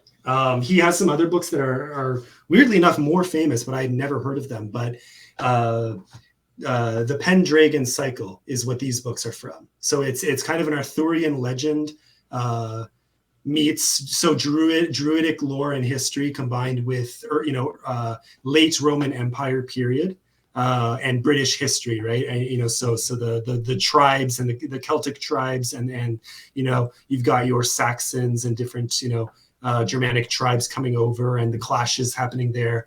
A lot of that happening at the same time as Arthur and Merlin and all those classic characters, right? But in ways you would not expect. Yeah, And I've never really been in. I've said this, and again, I try to avoid declarative statements, but I'm generally. That's the key word here. Not in the like Arthurian. I used to like. There are some I enjoy. Like there was a Green Knight movie that came out a few years ago. I thought that movie was amazing. There were some people who were like, it was all right, and there were some people who were like, I think it's great. I love that movie. I own it. Like that's how much I love that movie. And there's some this other first book, there's some other Arthurian stuff I like too. So I'm not against it. yeah. I'm trying to think like the third book in the series is literally called Arthur, and that would be where it gets most Arthurian. The first book, Taliesin, is focused almost exclusively on the bard Taliesin, which is purely out of Celtic lore, and like it's mostly focused on that Celtic mythology / history combined with some other elements. It's tough. It reads more like a very dense historical fiction, and it's very beautifully written. So, and the funny thing too is I'm pretty sure he's an evangelical Christian. I think the way it is written makes me think he is either that or that doesn't scare me away. no, but that's the point is there are very strong Christian elements that come out later in the book, and yet I think it was recommended to me by staunch atheists because they loved the book that much. All right. That's the point is it's one of those ones that just transcends faith barriers without being compromising, right? It's beautifully written. The quality is out of this world. Now, funny enough, he's written a few other books that I did read that were terrible. Oh. And I think they came out after, I guess which is must what have baffled tapped me. into like lightning in a bottle with that book then. Yeah, like that's the thing is he wrote some other ones that were shorter. They were, I think, written to a younger audience, and they were really, really, really bad, like even for a different audience. And it just blew me away because these books are, I think, the best books I own. I would put these above, like I enjoy reading them more than I enjoy Lord of the Rings, and I love Lord of the Rings, but that's just to tell you like where I'm at, you know. I'm looking at one of your tweets. Is The Fall of Selvandria one of your books, or is that someone else who wrote that? The Fall of Selvandria is the 3 volumes the 3 books brought together. That's the republished book that's going to be coming out. Oh, okay. Yeah. Well, So you're sharing my first book was. So I was like, what? Yeah. Sorry. So my first book was Rise of Dresca. The second book was Seas of the Zova. And then the third book was going to be Fall of the Selvar. And then I thought, one, I don't necessarily like that title, but it is the name of the part now in the book, right? But now I'm publishing, so it has 3 parts: Rise of Dresca, Seas of the Zova. So it was like me with A Plague of Nightmares. You were just like, Exactly. Title.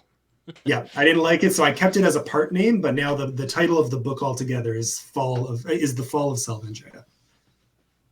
Yeah, the only thing. So I mean, I'm taking a really long time on the editing, partly because I can, but also partly because the cover isn't due until late 2024, like late fall or early 2025. It's being done by Felix Ortiz right now. Oh yeah, I was about to say these illustrations look really reminds me of. I mean, I don't know how much you follow fantasy artwork, but it reminds me a bit of. Well, it's not as scratchy, but it reminds me of Gary Gianni. I don't know if I know Gary Gianni's stuff. I'll have to look it up. Yeah, these are by Joe Requeza. I have to ask him how to pronounce his name properly, but he's over in the Philippines, and he did these, and they blew me away. You know. Yeah, they look good. Yeah, so those are the internal ones on each of those part pages in the book, and I could not be happier with how they turned out. You know. Yeah, no, I mean it's definitely but yeah, you know, I'm always interested in hearing what books inspired authors because for obvious reasons, but it interests me because again, if I weren't a writer, I would probably be a scholar of some sort. Have you ever read any? This is totally so branching away from I've got my historical fiction that I love. I've got my fantasy fiction that I love. But have you ever read James Rollins? I have not. His books, some of them are better than others, but most of them are exceptional. Usually they're more like spy/sci-fi thrillers. And I love them. You know, they're the kind of books you can't put down that are, they keep that suspense throughout the read, you know, great pacing, great characters, but the science behind it and everything. I don't know. I love it. Highly recommend. All right. I'll have to check that out though. James Rollins, that name does sound familiar. Maybe he wrote maybe I've seen someone cover his stuff. He has an alternative name and I always forget what it is because he did write some fantasy too. That did very well, but I prefer him for his sci-fi. Sci-fi is the wrong word. It's more like spy thrillers, but it's always these ones. They're called the Sigma Force books, and they always have a sci-fi element kind of thing, you know. So like in the one I love the most, the Judas Strain, you have this essentially a runaway disease virus I don't know if I want to spoil it for anyone watching, but let's just say it underpins the entire book is this historical, like he ties in a lot of historical fiction, but real history a lot of the time, you know, and ties in this disease that gets released and causes havoc and a lot of things you don't expect. and it's very and it keeps you guessing the whole time. At the same time as all this political and spy intrigue is going on. I don't know. So and horror like, too. There are some horror books Plague? that I like too. Sorry? So is it like the Black Plague or something? Yeah. Well, it actually causes the Black Plague as well as a few other things, because it kind of acts as a master plague. That he makes it sound way cooler than I just did. But it's very fun. It's a fun sit back and enjoy yourself by the fire kind of thriller, you know.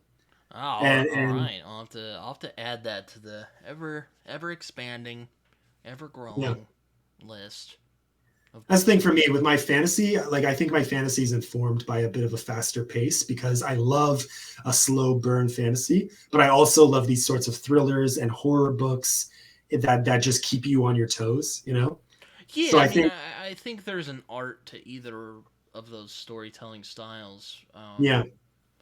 I mean, I like more reflective stuff, I guess. But then again, there's so many books that have subverted what I think I like, and I find different dimensions. So basically, when I think of, like, I mean, I don't know if you I don't know how much thought you put in the prose, but I always put it like this. I think if you're writing prose, it should be appropriate to the story you're telling. Yeah. You know? Like, if it's more cut back, or if it's more, lush and, more dense, then, like, it should be appropriate to the story you're telling. I mean, Yeah. Actually, I have a funny story about Count of Monte Cristo. I read it when I was in high school. I was in an AP class. It turned out, though, that I had to read it during the summer, so I had to speed read it. So okay. that wasn't fun. So you had to read it in the summer before the class, or the summer before the class. To prepare. Yeah, that sucks. Oh, we never had that. I hear of schools that do that to kids, and I'm like, oh, that sucks. We never had to read over the summer, not once. Yeah, I'll admit I was more upset that I had to catch up, and I don't like being forced to read stuff. Yeah. Because it was funny. I had a bit in high school where I started reading a bunch of classic books to see what the fuss was about. There's some of them where you're like, okay, I see why this is a classic, and there's some I'm like, I don't like this very much. Yeah. I mean, as much as I like Puritans, I tried The Scarlet Letter, and I just could not do it. Yeah, no. It's too archaic. I think I watched a movie the other day that made fun of that. They said, well, are they still getting kids to read The Scarlet Letter in class? You'd think they would have written something better by now. It was just, it's a punny line, and I liked it, but it's good. Yeah, I remember liking The Count of Monte Cristo. It's I mean, Dumas. I mean, I think you would like the Locke Lamora books, because they're very much in that style of that Dumas type of adventure. I mean, it's not really the Three Musketeers. It's more like but it is in that style where it's like very adventurous. That same kind of vibe, for lack of a better word. Fair. Okay. Yeah. So I think you would like them. Well, I didn't care for the Republic of Thieves, but I won't get into that because you haven't read them. Yeah. No. But that was a weird. I had to play catch up a lot in that class. Let me tell you, I was kind of a lazy student, because I would do enough just to get by. You cannot do that in AP. You have to be on the money in AP. It was bad. Fair. Yeah. I think I was a bit of a keener through most of elementary and high school. Bible college, I was pretty steady, but I became more involved in extracurriculars as the years went on. So by the end of Bible college, I was on student council. I was helping out at a church as a fill-in pastor. I was doing a million things at once. So that is when I finally started compromising on studies, kind of put them on I still did well, I think. And but it was I definitely started to procrastinate a little more and pull more all-nighters and, spend more time with friends and doing other things than when I should have probably been studying. So by the time I went to university, all those good habits that I had had for years and years and years, they were starting to dwindle. So by the time I was in my master's, right, another 6 years later, my gosh, my study habits were terrible. And like in a master's, it's bad to say, but you can get away with it, because they expect you to know your stuff to a point, but at the end of the day, a lot of these master's seminars and courses, they just give you a lot to read, but then when push comes to shove, you only have to use a bit of it. I know that like, drives me crazy. Ugh. Yeah, you don't actually need to know this stuff to get through a master's and to get through it with high marks, which is kind of scary when you see the people coming out of it, but yeah, it drives me nuts. I'll I'll be watching stuff and then they'll be like, "Oh, here's this," and I'm like, you just had me study all this for that? Like, come on. Yeah. Come on. Yep. I have a lot of problems with our educational system in America. I don't know what it's like in Canada, but pretty similar from what I've heard. The only difference is a lot of it is we don't pay as much ourselves, except in I don't get me wrong, we go into huge amounts of debt, but it's a little more publicly funded. Yeah, no, I feel that a lot of our educational system encourages mediocrity. Yeah, that sounds about right. So I don't want to go I'm there, with you. but I'm glad to be out of it. Let's put it that way. I'm glad to be out of it finally. And I will say, I think you mentioned being an autodidact earlier. I wish I had done more of that. By the time I was in my master's, that's when I started realizing I'm not learning a single freaking thing from the stuff I'm learning. I had to start teaching myself, and that's when I became more of an autodidact. Finally, was in those later years, and I wish I'd started sooner. I really do. I think it would. Yeah, I mean, I have no regrets. I don't know what I would have done differently, and yet it's the lesson I wish I had learned sooner in life. Yeah, I was one of those weird kids when I was growing up who actually liked the Bible. Like, I actually liked reading through it, and yeah. And everyone's always like, "Oh man, when you were in church and listening to the guy up there, it was always so boring." And I've had those experiences. Like, there's just some pastors who don't do it. They just don't. It's hard to connect. It's like they're just like parroting the words up there. But I also like the illustrated Bibles too, so that probably was one of the reasons. Because I'm a visual guy. I like looking at the. That was actually how I started reading. I liked the illustrations, and then the stories were in there. I'm like, oh, okay, this is actually pretty cool. Fair, yeah. Yeah, no, I loved reading it. I tried to read it about once a year. That was my usual rate. And then I would read, that was my steady daily reading. And then on top of that, I would do my memory work and then maybe speed reading a few chunks at a time, maybe once a week or so. That was my usual routine was daily reading, and then once a week I would do a big chunk of reading. On top of that, probably somewhere else in the Bible, and then I would do my memory work probably once a week as well. That was like my spread out. I don't know. Yeah, I don't do it that. Anyways, yeah. Like I still read a little bit, but not to the same extent. I think I probably read more fantasy than my Bible now. Which comes with the territory of doing what we do. But yeah, I'll admit though, like once you thoroughly know it, it does kind of I mean, no offense to any of the pastors out there, and I do go to a church, and the pastor over there is actually pretty cool. He's really good anyway. But once you thoroughly know it, it just becomes kind of there's just some where you just can't sit through the sermons anymore. Fair. I know what you mean. It gets not repetitive, but you know what they're going to say. It's where they're talking about, I'm like, I know this already. Yeah. We had one, again, totally off topic. This was hilarious, though, because this was he taught, we had two. This is worst case scenario. So we had a professor who, I think he taught us Greek. And he was the least eloquent, maybe not the least eloquent, that's not the right word. He just was the least persuasive, the least evocative speaker you've ever met. And so he put the entire class to sleep trying to teach us Greek. So it's worst case scenario. That's always right? the thing with teaching. I remember reading the psychological concept about, I forget what it's called, but it's once you know it, it sometimes is harder to teach it because you know it, but they don't. Yeah. I've sometimes ran into that problem. I'll start going off about stuff I know a lot about, and people are just like, "What are you talking about?" Well, see, but no, I don't know. You I'm imagining him, for example, trying to make a YouTube video, and he wouldn't be able to do that. He wouldn't be able to do it because his voice is too monotone. It puts you to sleep. he would drone, and he would say things like this in a very smooth and relaxed way that you could barely hear above the voices of everyone's, just trying to understand, and the people snoring next to you. There was something about it that was simultaneously without melody and without persuasion. So you would not gather anything. Anyways, that sounds better than his. Okay, it was terrible, and so you would sit through it just wondering. And the worst part too is that he would read off the page, and I'm pretty sure at least once he just read us an academic paper, because he would say things like, "And Shelley cites here that blah blah blah."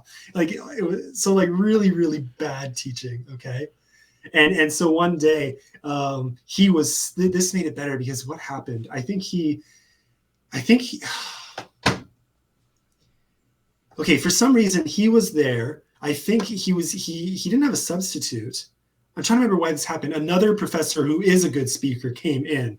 This professor used to be a pastor and a very effective, persuasive one. He was very eloquent, very charismatic. That's the right word. He was a very charismatic guy. And he came in, and I don't know why he was standing there, because he wasn't the one teaching. Did a light go off in the class and everyone was like, oh. Yeah. Well, that's the thing. Okay, hear this out. I had very little sleep the night before, and this was my 8:30 a.m. course. Oh, no. And so I'm exhausted, and I get there late because I think I slept past my alarm. So I run, and make it all the way to class. And this guy is droning on. And this other professor is in the corner of the room watching, the front corner though, right? And because I was the last person there, the only spot available was in the very, very front row. And I fell asleep. But like the way I did it was sitting there and just, right, nodding off. That's happened to me, let me tell you. But like in the front row. And so here's the thing is this other professor who I knew, and very, again, charismatic, energetic, fun guy. He's sitting there in their corner. And again, I have no idea why he was there. Maybe he was like evaluating this professor's ability to teach. So I wasn't a very good testimony on his behalf. But the professor sees me doing this, and the last time that it happens, I go down so hard that I wake myself up, right? And I jerk up really fast. And the professor doesn't see it, the one speaking, but this other professor in the corner, he's been serious the whole time. Again, he's a very charismatic guy, but in this context, he was just serious. And he sees me do this and bursts out laughing, interrupts the teacher. The whole class is dying. Like, yeah. So sadly, we don't all have the gift. Oh man, were there other people who fell asleep in that class? Oh, absolutely. Oh yeah. I just did it the most dramatically. Oh, that poor guy. Yeah. Oh, I felt for him. He was a nice guy. He just could not teach for his life. Yeah, no, I mean, I've certainly thought about going into teaching, but I'm like, oh man, do I like? My thing is like, do I have the patience for it? Because like, would you be going with kids in high school or? I've thought about like college or high school at least. Because like I felt like, oh, college, like they'll kind of just let you do whatever. So I like that. I can teach like some of my favorite books, and maybe some books that they want me to teach. Whatever. That's fine. Yeah. But I've always been curious what goes into it. The role. I mean, one of my college professors like essentially told me like, come back. You're older than most. By the time I did this program, I was older than most of the people there. And he flat out said, you should be teaching one of these courses, which was kind of fun. And I did genuinely consider it. I think I want more of the out of school work experience to back up my credentials, Mm-hmm. So I would consider going back maybe in a few years after I've republished my book. I don't know if I can do all that schooling, to be honest with you. I'm like, oh. Fair. Like at this point, I've done all the schooling. I'm never going back for school. I would happily teach, but no, I hear you. I don't want to do anymore for sure. Yeah, no, I'm just like, oh man, I mean, that's fine if you want to do that. And there are friends of mine who are teachers who've done it. Yeah. But man, I don't know if I can. I remember I talked with one of my old teachers who I became friends with, and he's like, I'm like, I do like the performative part of it. I don't know if I, like I would have a hard, because I remember I would get annoyed when I was in high school, and I would be in class with all these other idiots who were just like, making noise or whatever, Yep. And he's like, oh, you're still going to deal with that. And I'm like, well, can't always get what you want, I guess. But anyway. Yeah. Yeah, I don't know. I don't, and that's what I don't envy some teachers. I've seen some go through absolute hell, but those were mostly with younger classes. But I don't know. University students can be a bit of a pain in the ass too. It really depends. And Yeah, yeah, that's the I nice don't thing know. about college. Like everyone's like there. We're just hanging out. I mean, Yeah, not hanging out. It's still like a lecture, but you're like, you're fine. yeah. That is the thing I will say about seminars when you do get to, if you're in a context that does seminars at the higher levels, the thing that makes them fun is you get to know everyone very well. So it's a more personal, kind of small group, communal is the right word I would use. So, you really connect with the people in those classes better. So Mm-hmm. if you haven't already made close friends by then, you will, like it cements some of those relationships, even if the content you don't actually learn all that much, which again, I have complaints about because I hoped to get more for my money out of my education. That's what I'll say. Yeah, I mean, yeah, I'm actually about to take a class called Media Law, which is basically what you imagine it's about. Um, well, this I'm parroting friends who have told me about it, and they say that it's about discussing um, cases about the media within the law. We're gonna be talking about Okay. like ethics and stuff like that.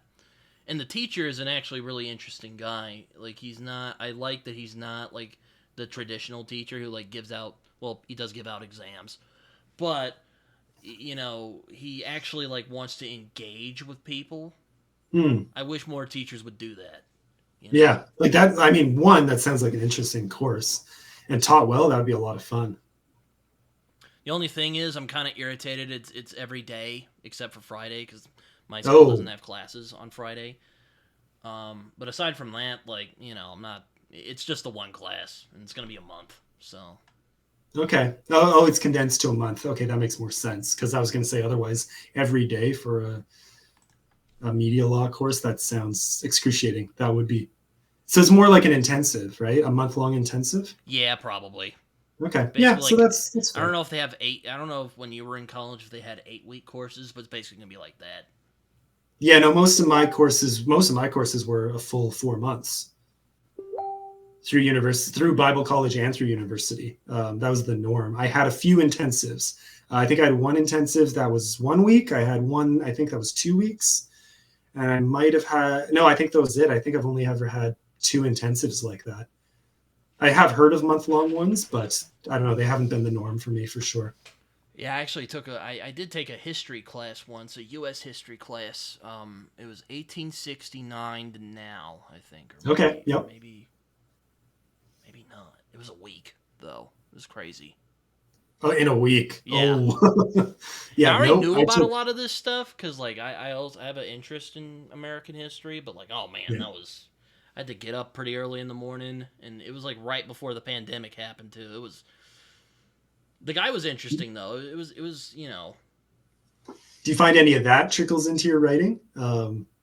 I ask because I mean, with my history courses, some of it trickles in, but maybe not Yeah, I mean, directly. I'm Like I definitely very. don't write history fiction, historical fiction. So it Well, I doesn't. mean, I mean, with my fantasy, I'm quite inspired by the colonial period, and I don't want to say the Napoleonic era, but like the Revolutionary period, we'll say. Yeah. So kind of that atmosphere is, because that was some of the stuff that initially, because I remember when I was a kid, I was really interested in that colonial period, like those weird costumes that they wore, and they wore wigs, and like the teeth, the dental hygiene wasn't that good. I All that sugar in their tea. Yep. the Puritans, like they're really weird. They have the weird beliefs. Or well, Yep. we would call them weird now, but yeah, I think the Puritans are actually quite fascinating. Um, um, because like believe it or not, like a lot of the beliefs we have in in America anyway, like a lot of it came from the Puritans. Yeah. Oh, absolutely. Like equality and I mean, there's other stuff, but that's the main one that comes to my mind. Like, Right. No, but I mean, very Puritans had a influential. huge influence on the early colonial U.S. and to an extent Canada. But I mean, yeah, absolutely. I loved studying. I mean, I took a few U.S. history courses too, so that was really fun. Places like Pennsylvania and branching out from there. Some of that history is really fascinating. And also, And there's then, like there are Native Americans. I mean, I just call yeah, them the natives because like I'm like, you know what? I'm there's no other thing I can call them. I could get cute, but no, I'm not gonna do it. And there's a lot of tension there, and it's just that period I'm really fascinated by. You know. fair. Yeah, yeah. I don't know. My like you, that revolutionary slash Like I Napoleonic remember watching War. like Barry Lyndon. I mean, when I Hmm. was younger, and just watching the scene where they're marching towards the people, and they shoot at them, and they're like all falling down, and the music they play. I just find that really fascinating. But sorry, you were gonna No, say it's all something. good. That's funny. Yeah, I don't know. I'm thinking, okay, so on the sword side, we're talking the flintlock side, but the sword side, I never enjoyed learning medieval history. Oh yeah, Like there's nothing fun about the Dark Ages. It just sucked. That's kind of like it's not fun history to read. It's not fun history to study at all. But like I say that's there is some interesting stuff around some of you weren't the fascinated by the clash. knights and stuff.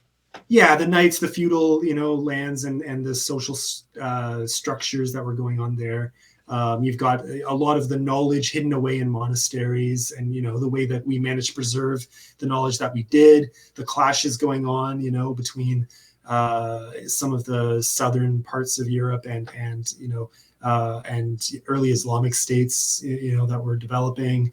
Like there is some interesting stuff, but between all the plague and the disease and It I, sounds bad. Yeah, I I hear don't know. you. It just wasn't. Yeah, like even when I got more thick into it, I think I had at least one course that covered a lot of that period. And they said, okay, it's not as bad as everyone thought, and here's why.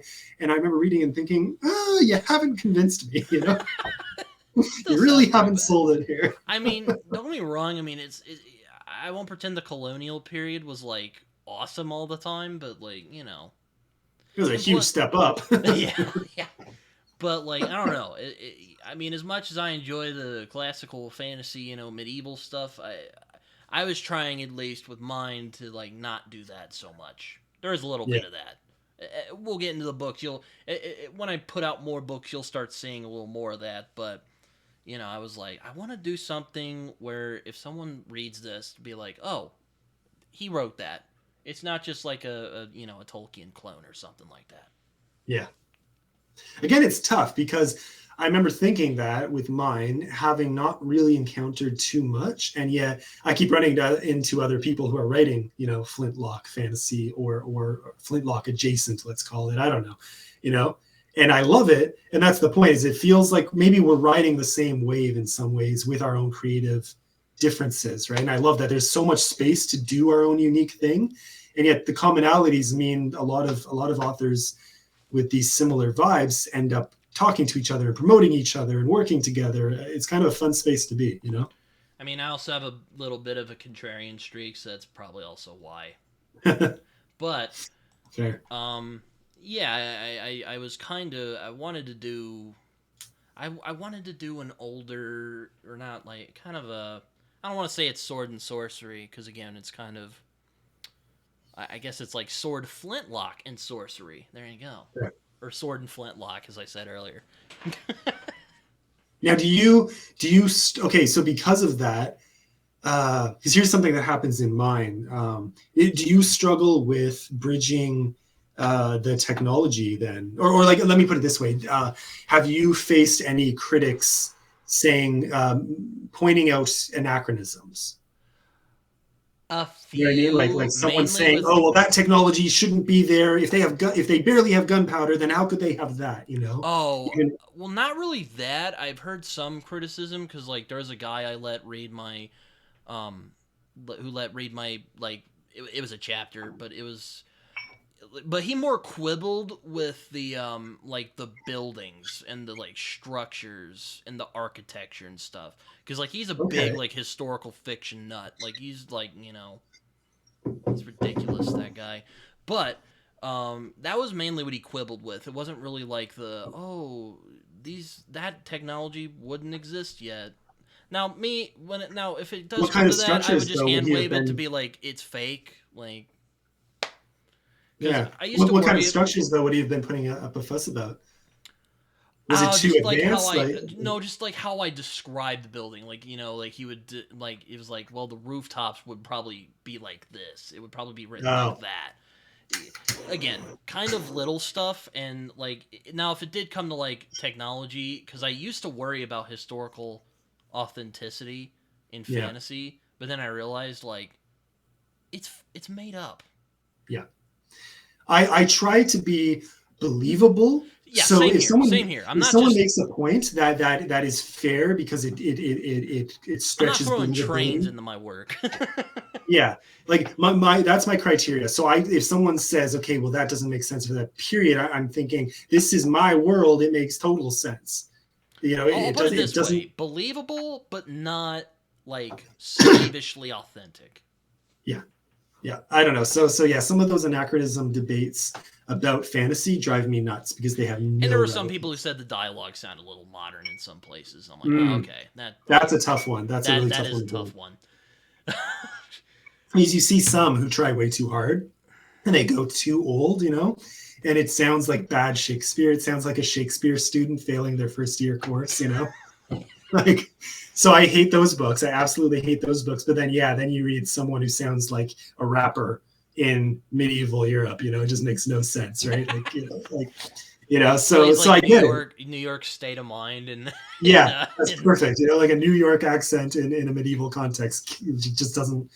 I mean, then again, it would be fun. I read one fantasy book recently where I haven't read the next books where I think more of the elf characters come in, but she talks about her books as having Viking style elves, and the accents of some of the characters are really pronounced. But it works.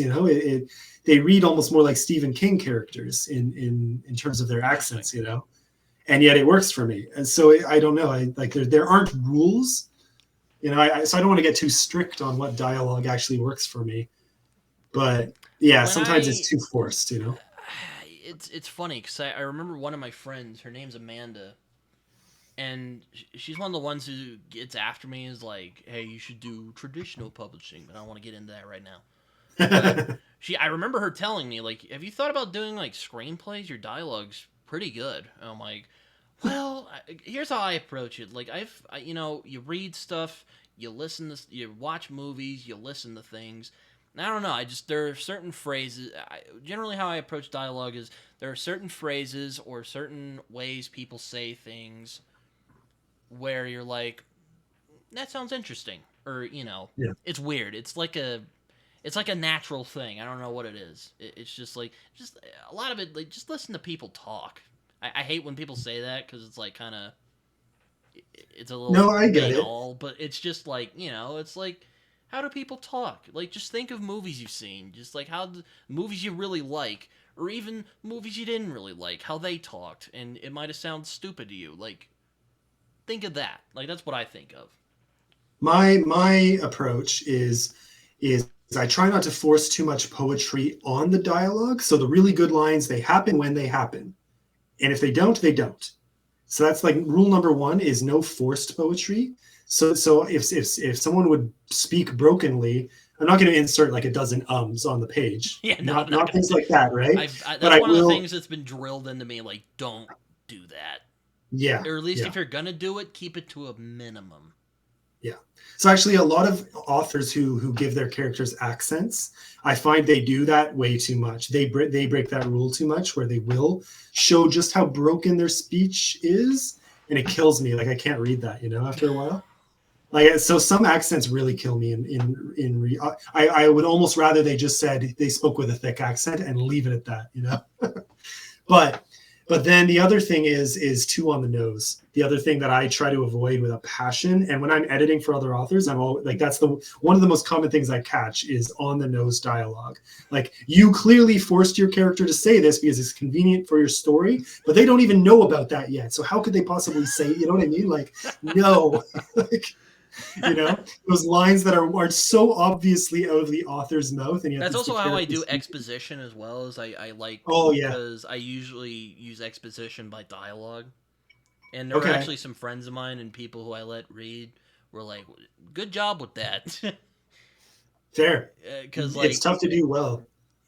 I know it's oh man. Again, I just think I just tend to think about stuff that I like, and I try Yeah. to like it. I don't know.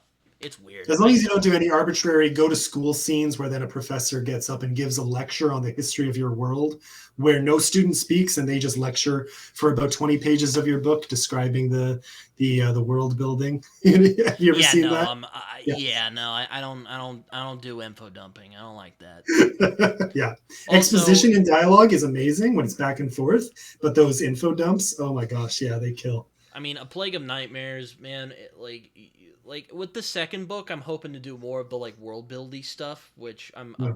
which I promise I'll do my level best not to info dump. But um, in this, it's more like it's a very like contained story. Like it's in this town. There are world buildy stuff in there a little bit, but again, I didn't want to do like I didn't want to do like a chonker. Even though there are people, again, nothing against people who like that. Yeah. I just didn't want to do that. I'm trying to be generous to the readers here, okay? Yeah. I I want hear to, you. I know. I want to sucker them in, and then I'll give them the world building stuff. Yeah. Oh, that's my policy. Trickle it in and then give it to them later. So But it like sounds some like a people bait want and it right switch. away. I'm afraid that might scare some people off. Yeah. Yeah. The something too is I think sometimes we as authors underestimate how much we put in. Because with my first book especially, um, I thought I hadn't done nearly enough world building. And I got comments from people praising it saying, oh, like I didn't ask them. They just said, hey, wow, the world building, this is incredible. And I thought, okay, I'll take it, but I know I need to make this better. And so when I took it down, like I expanded both books. Both books, I think, the first part went from 50,000 to 60,000 words. I added something like 5 or 6 chapters to it. And almost every single chapter got expanded as well. Some of them got a little shorter. Most of them got a little longer.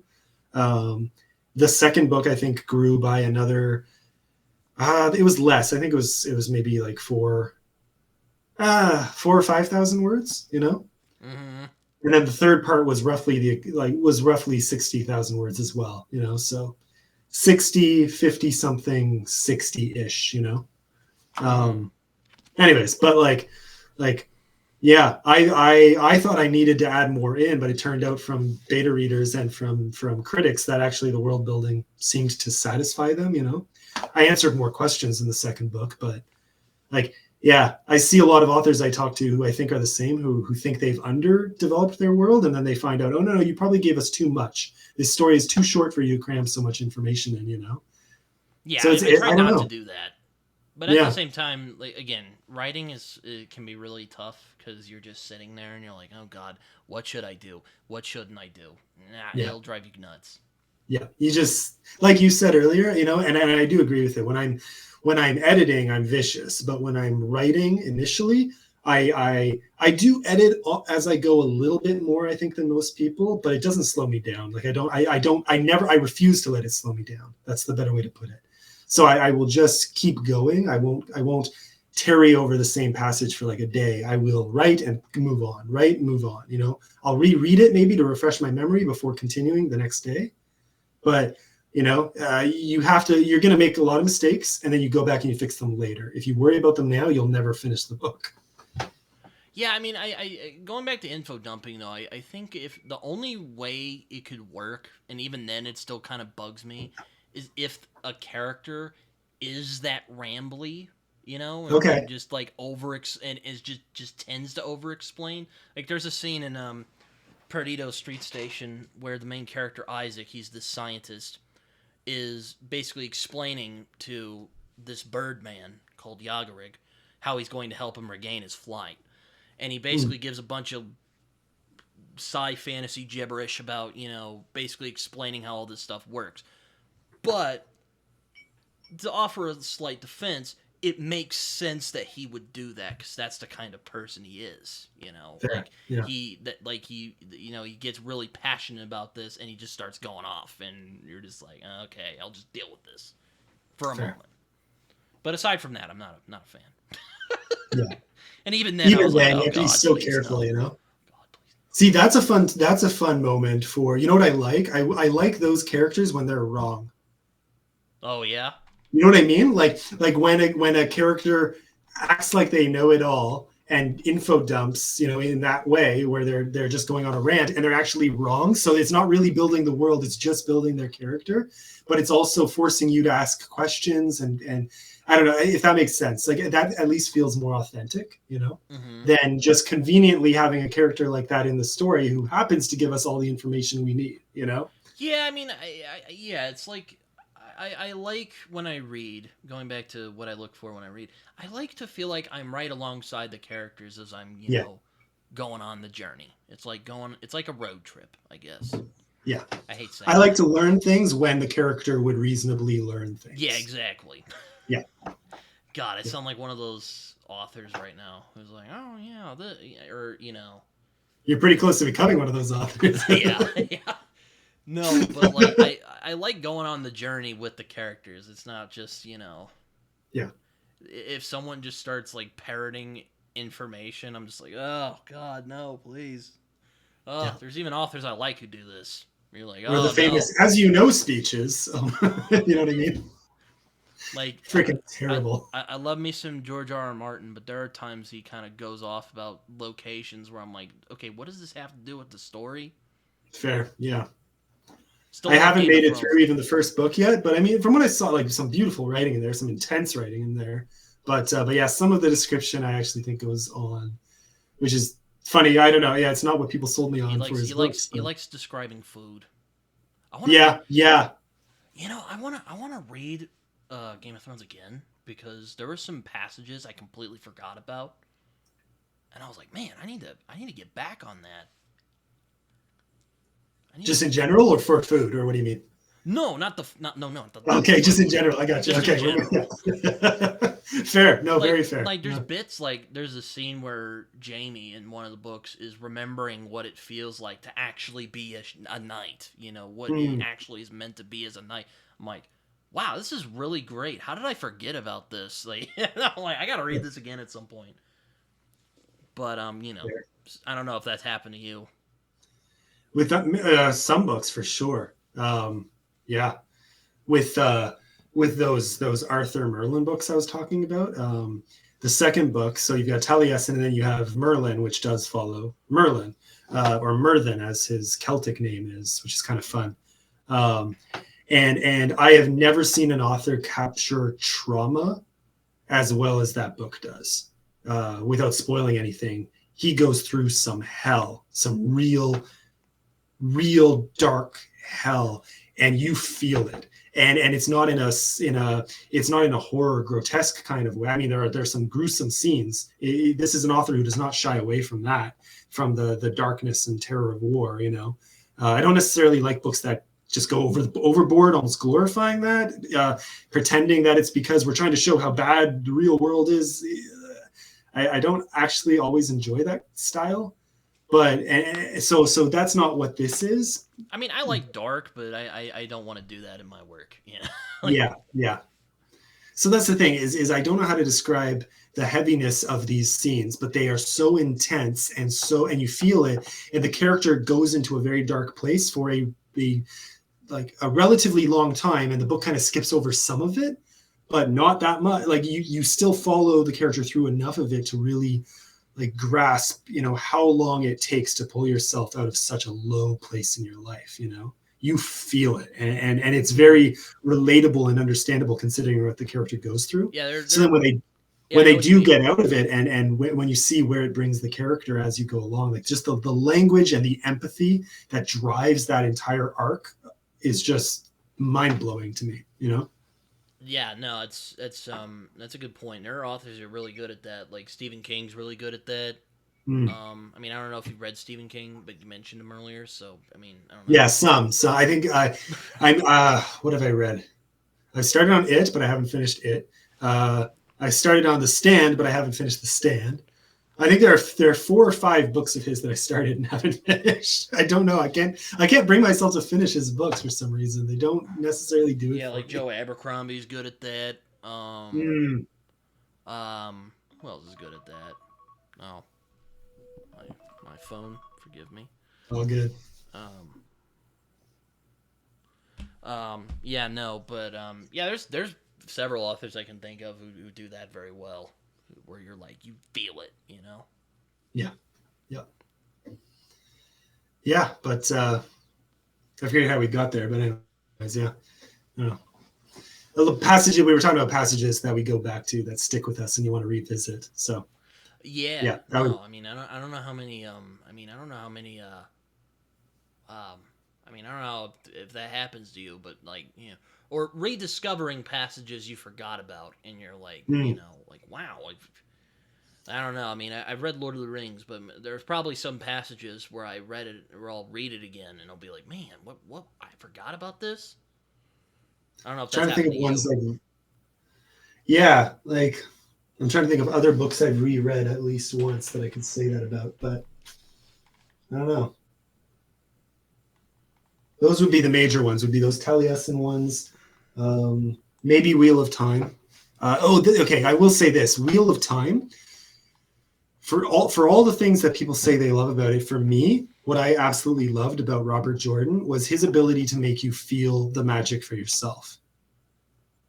When he's describing the one power and the sensation of slipping into it or grabbing hold of it, as depending on which form of it you're using. Mm-hmm. Yeah, and that moment of transcendence and the calm, and it's almost like a meditative state that he describes.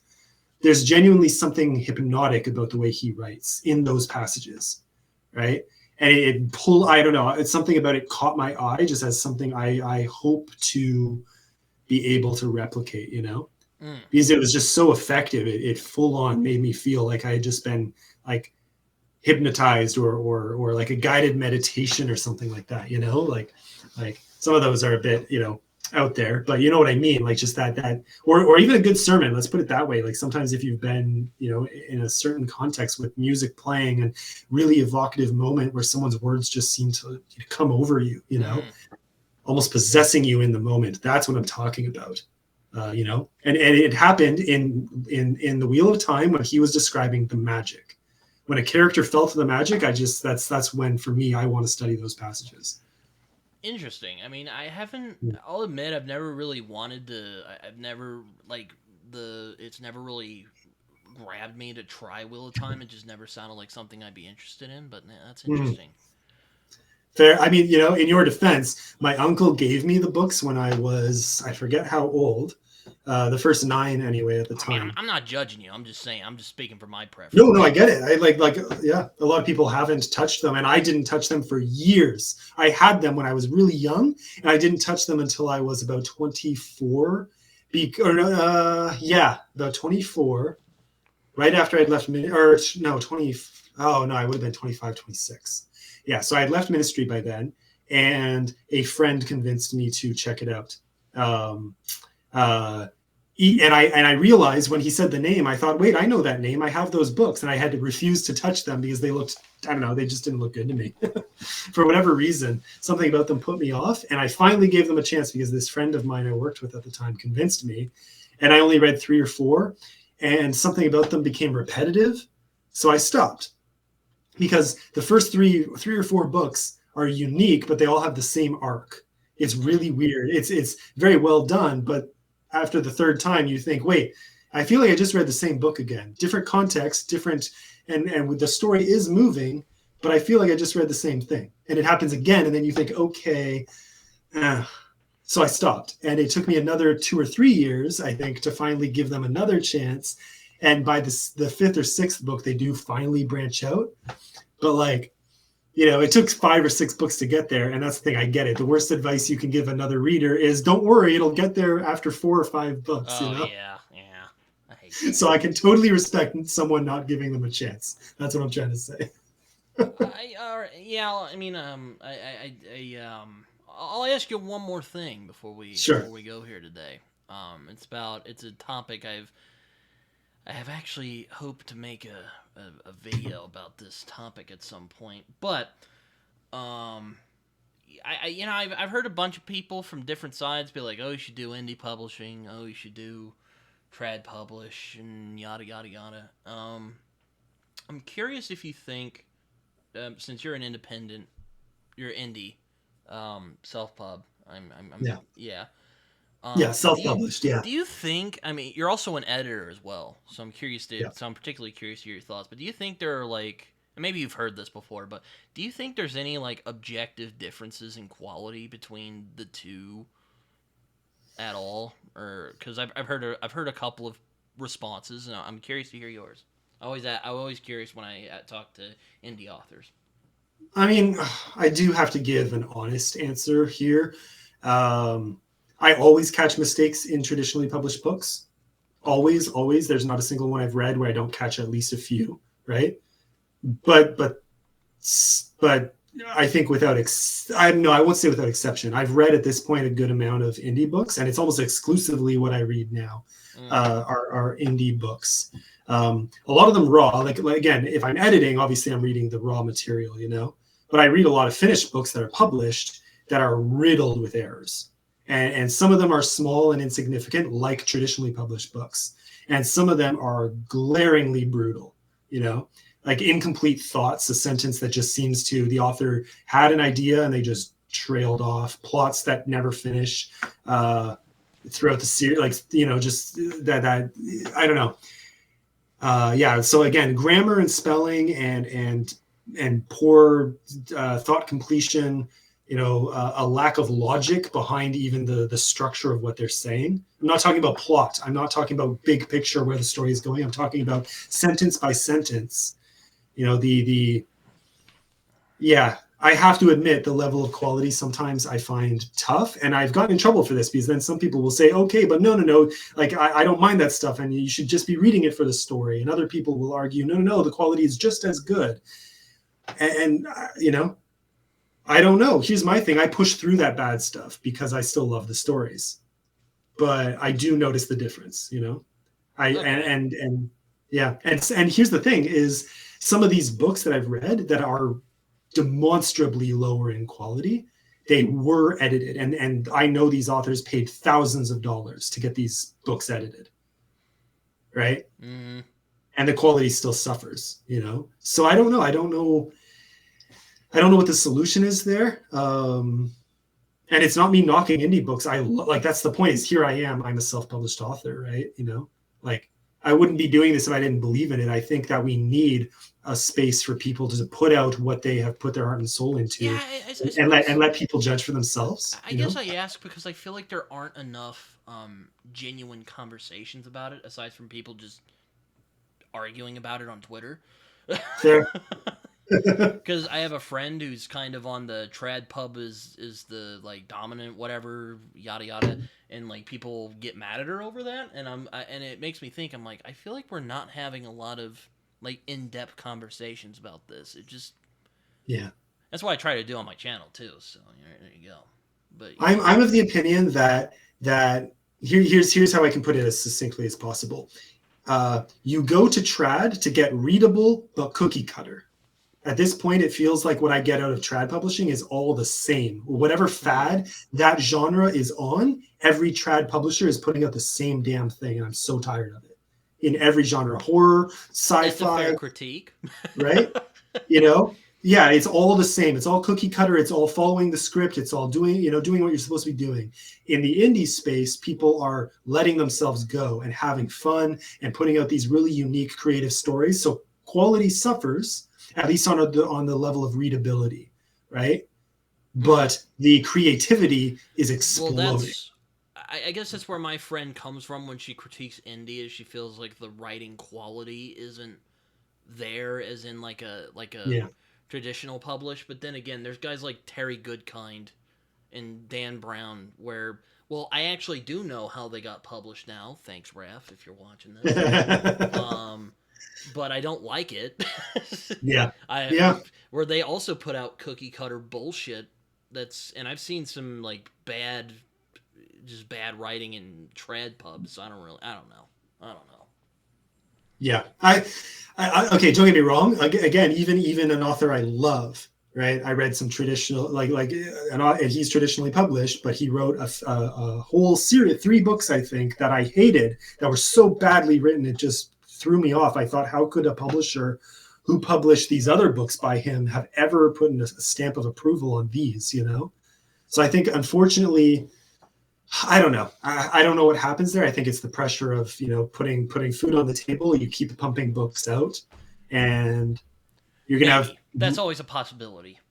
Yeah, like we all have ups and downs in our life. I'm going to assume that this author went through a period in his where maybe he was riding the success of those earlier books and was under pressure from the publisher to put something more out, and decided to, just do something low key for now. And then he did, I think, get back to bigger, better books later. So I don't know. Then again, and then you talk about like the Dan Browns or the 50 Shades of Grays of the world, right? Like a whole bunch of other books out there that sell incredibly well and yet are terrible by any respectable metric. And you think, how does this happen? How are these books out there? I don't know. So yeah, there is very low quality stuff in trad. And then with my friend, I don't think it's as black and white as she posits, but I do think it's an interesting topic to consider. And I don't think and I don't want to step on the toes of indie authors, including yourself, because there's a lot of them I've talked to who are actually really, great people, and are even or self-pub, because I'm kind of starting to dive into the self-pub thing, self-pub movement thing, whatever you want to call it. And there's some great books. I actually recently just finished The Legend of Blackjack, and I thought that was a very solid book. Who's that one by? A.R. Witham, Andy. A.R. Witham, okay. And also read The Way of Edan, which was very good. Yeah, I'm looking forward to that one. That's definitely on my TBR. I think there's some good stuff there. I really do. It's solid. There's not a lot of like problems that I had with it. I kind of forgot the point I was gonna make, but I think it was about, I don't think it's a black and white thing. Yeah. No. It's like, at the end of the day, no. My point is I don't know if a lot of indie authors are really wanting to seriously talk about that, and I think it's a conversation that needs to be had. Yeah. If the indie movement is really gonna, get going.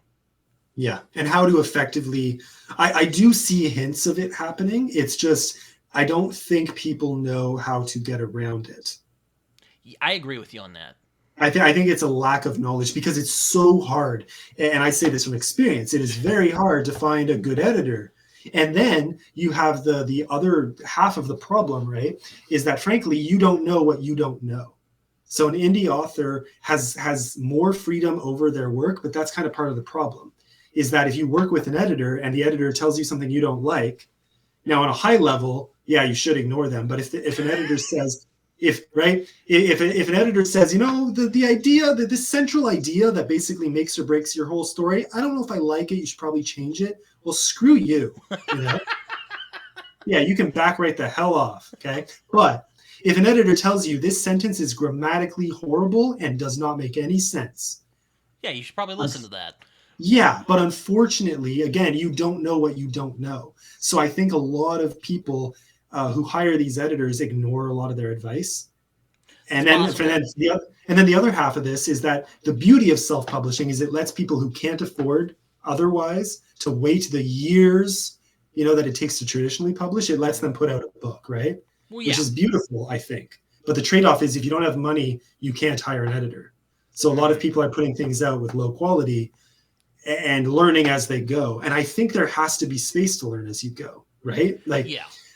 that's the trade-off. I think the trade-off of this space we're creating is that a lot of people here are learning as they go, and I think that has to be okay. I don't Okay. necessarily want to shut the door on them, you know?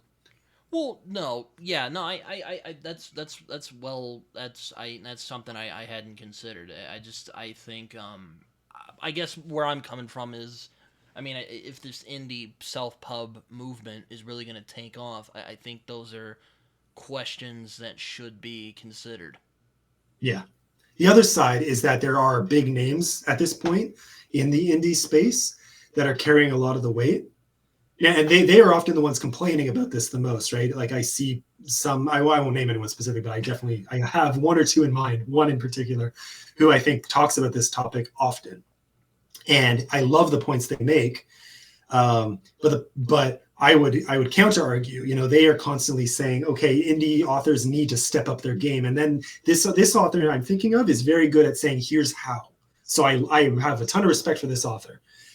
But this author also makes a crap ton of money because they are very good at what they do, and they are very famous, and they've done very well for themselves. Mm-hmm. You know, so they're kind of at this point, they almost single-handedly have already made the space for indie authors bigger. Mm-hmm. Because so many people who would normally only read traditionally published books are reading this guy's books and a lot of other indie books like them, right? Mm-hmm. So I don't know. Like I think we have more of those trailblazers at this point, and I think we need more of them. I want more trailblazers, right? But and you know, and you know, let's all hope we can become one of those trailblazers at some point, right? You know, but in the meantime, I think they've already done a pretty good job. I think more people are open to indie books now. I mean, I guess my point is that I mean, as much as it annoys, as much as it's probably annoying to constantly like be like, okay, how is it different than this? I'm sure it gets very annoying, but like, you know, I don't really think that like getting defensive or like putting your head in the sand is a good idea. Not saying No. again, I'm not saying people do this. No, I think. They do though. I've seen it. I was about to say. Right?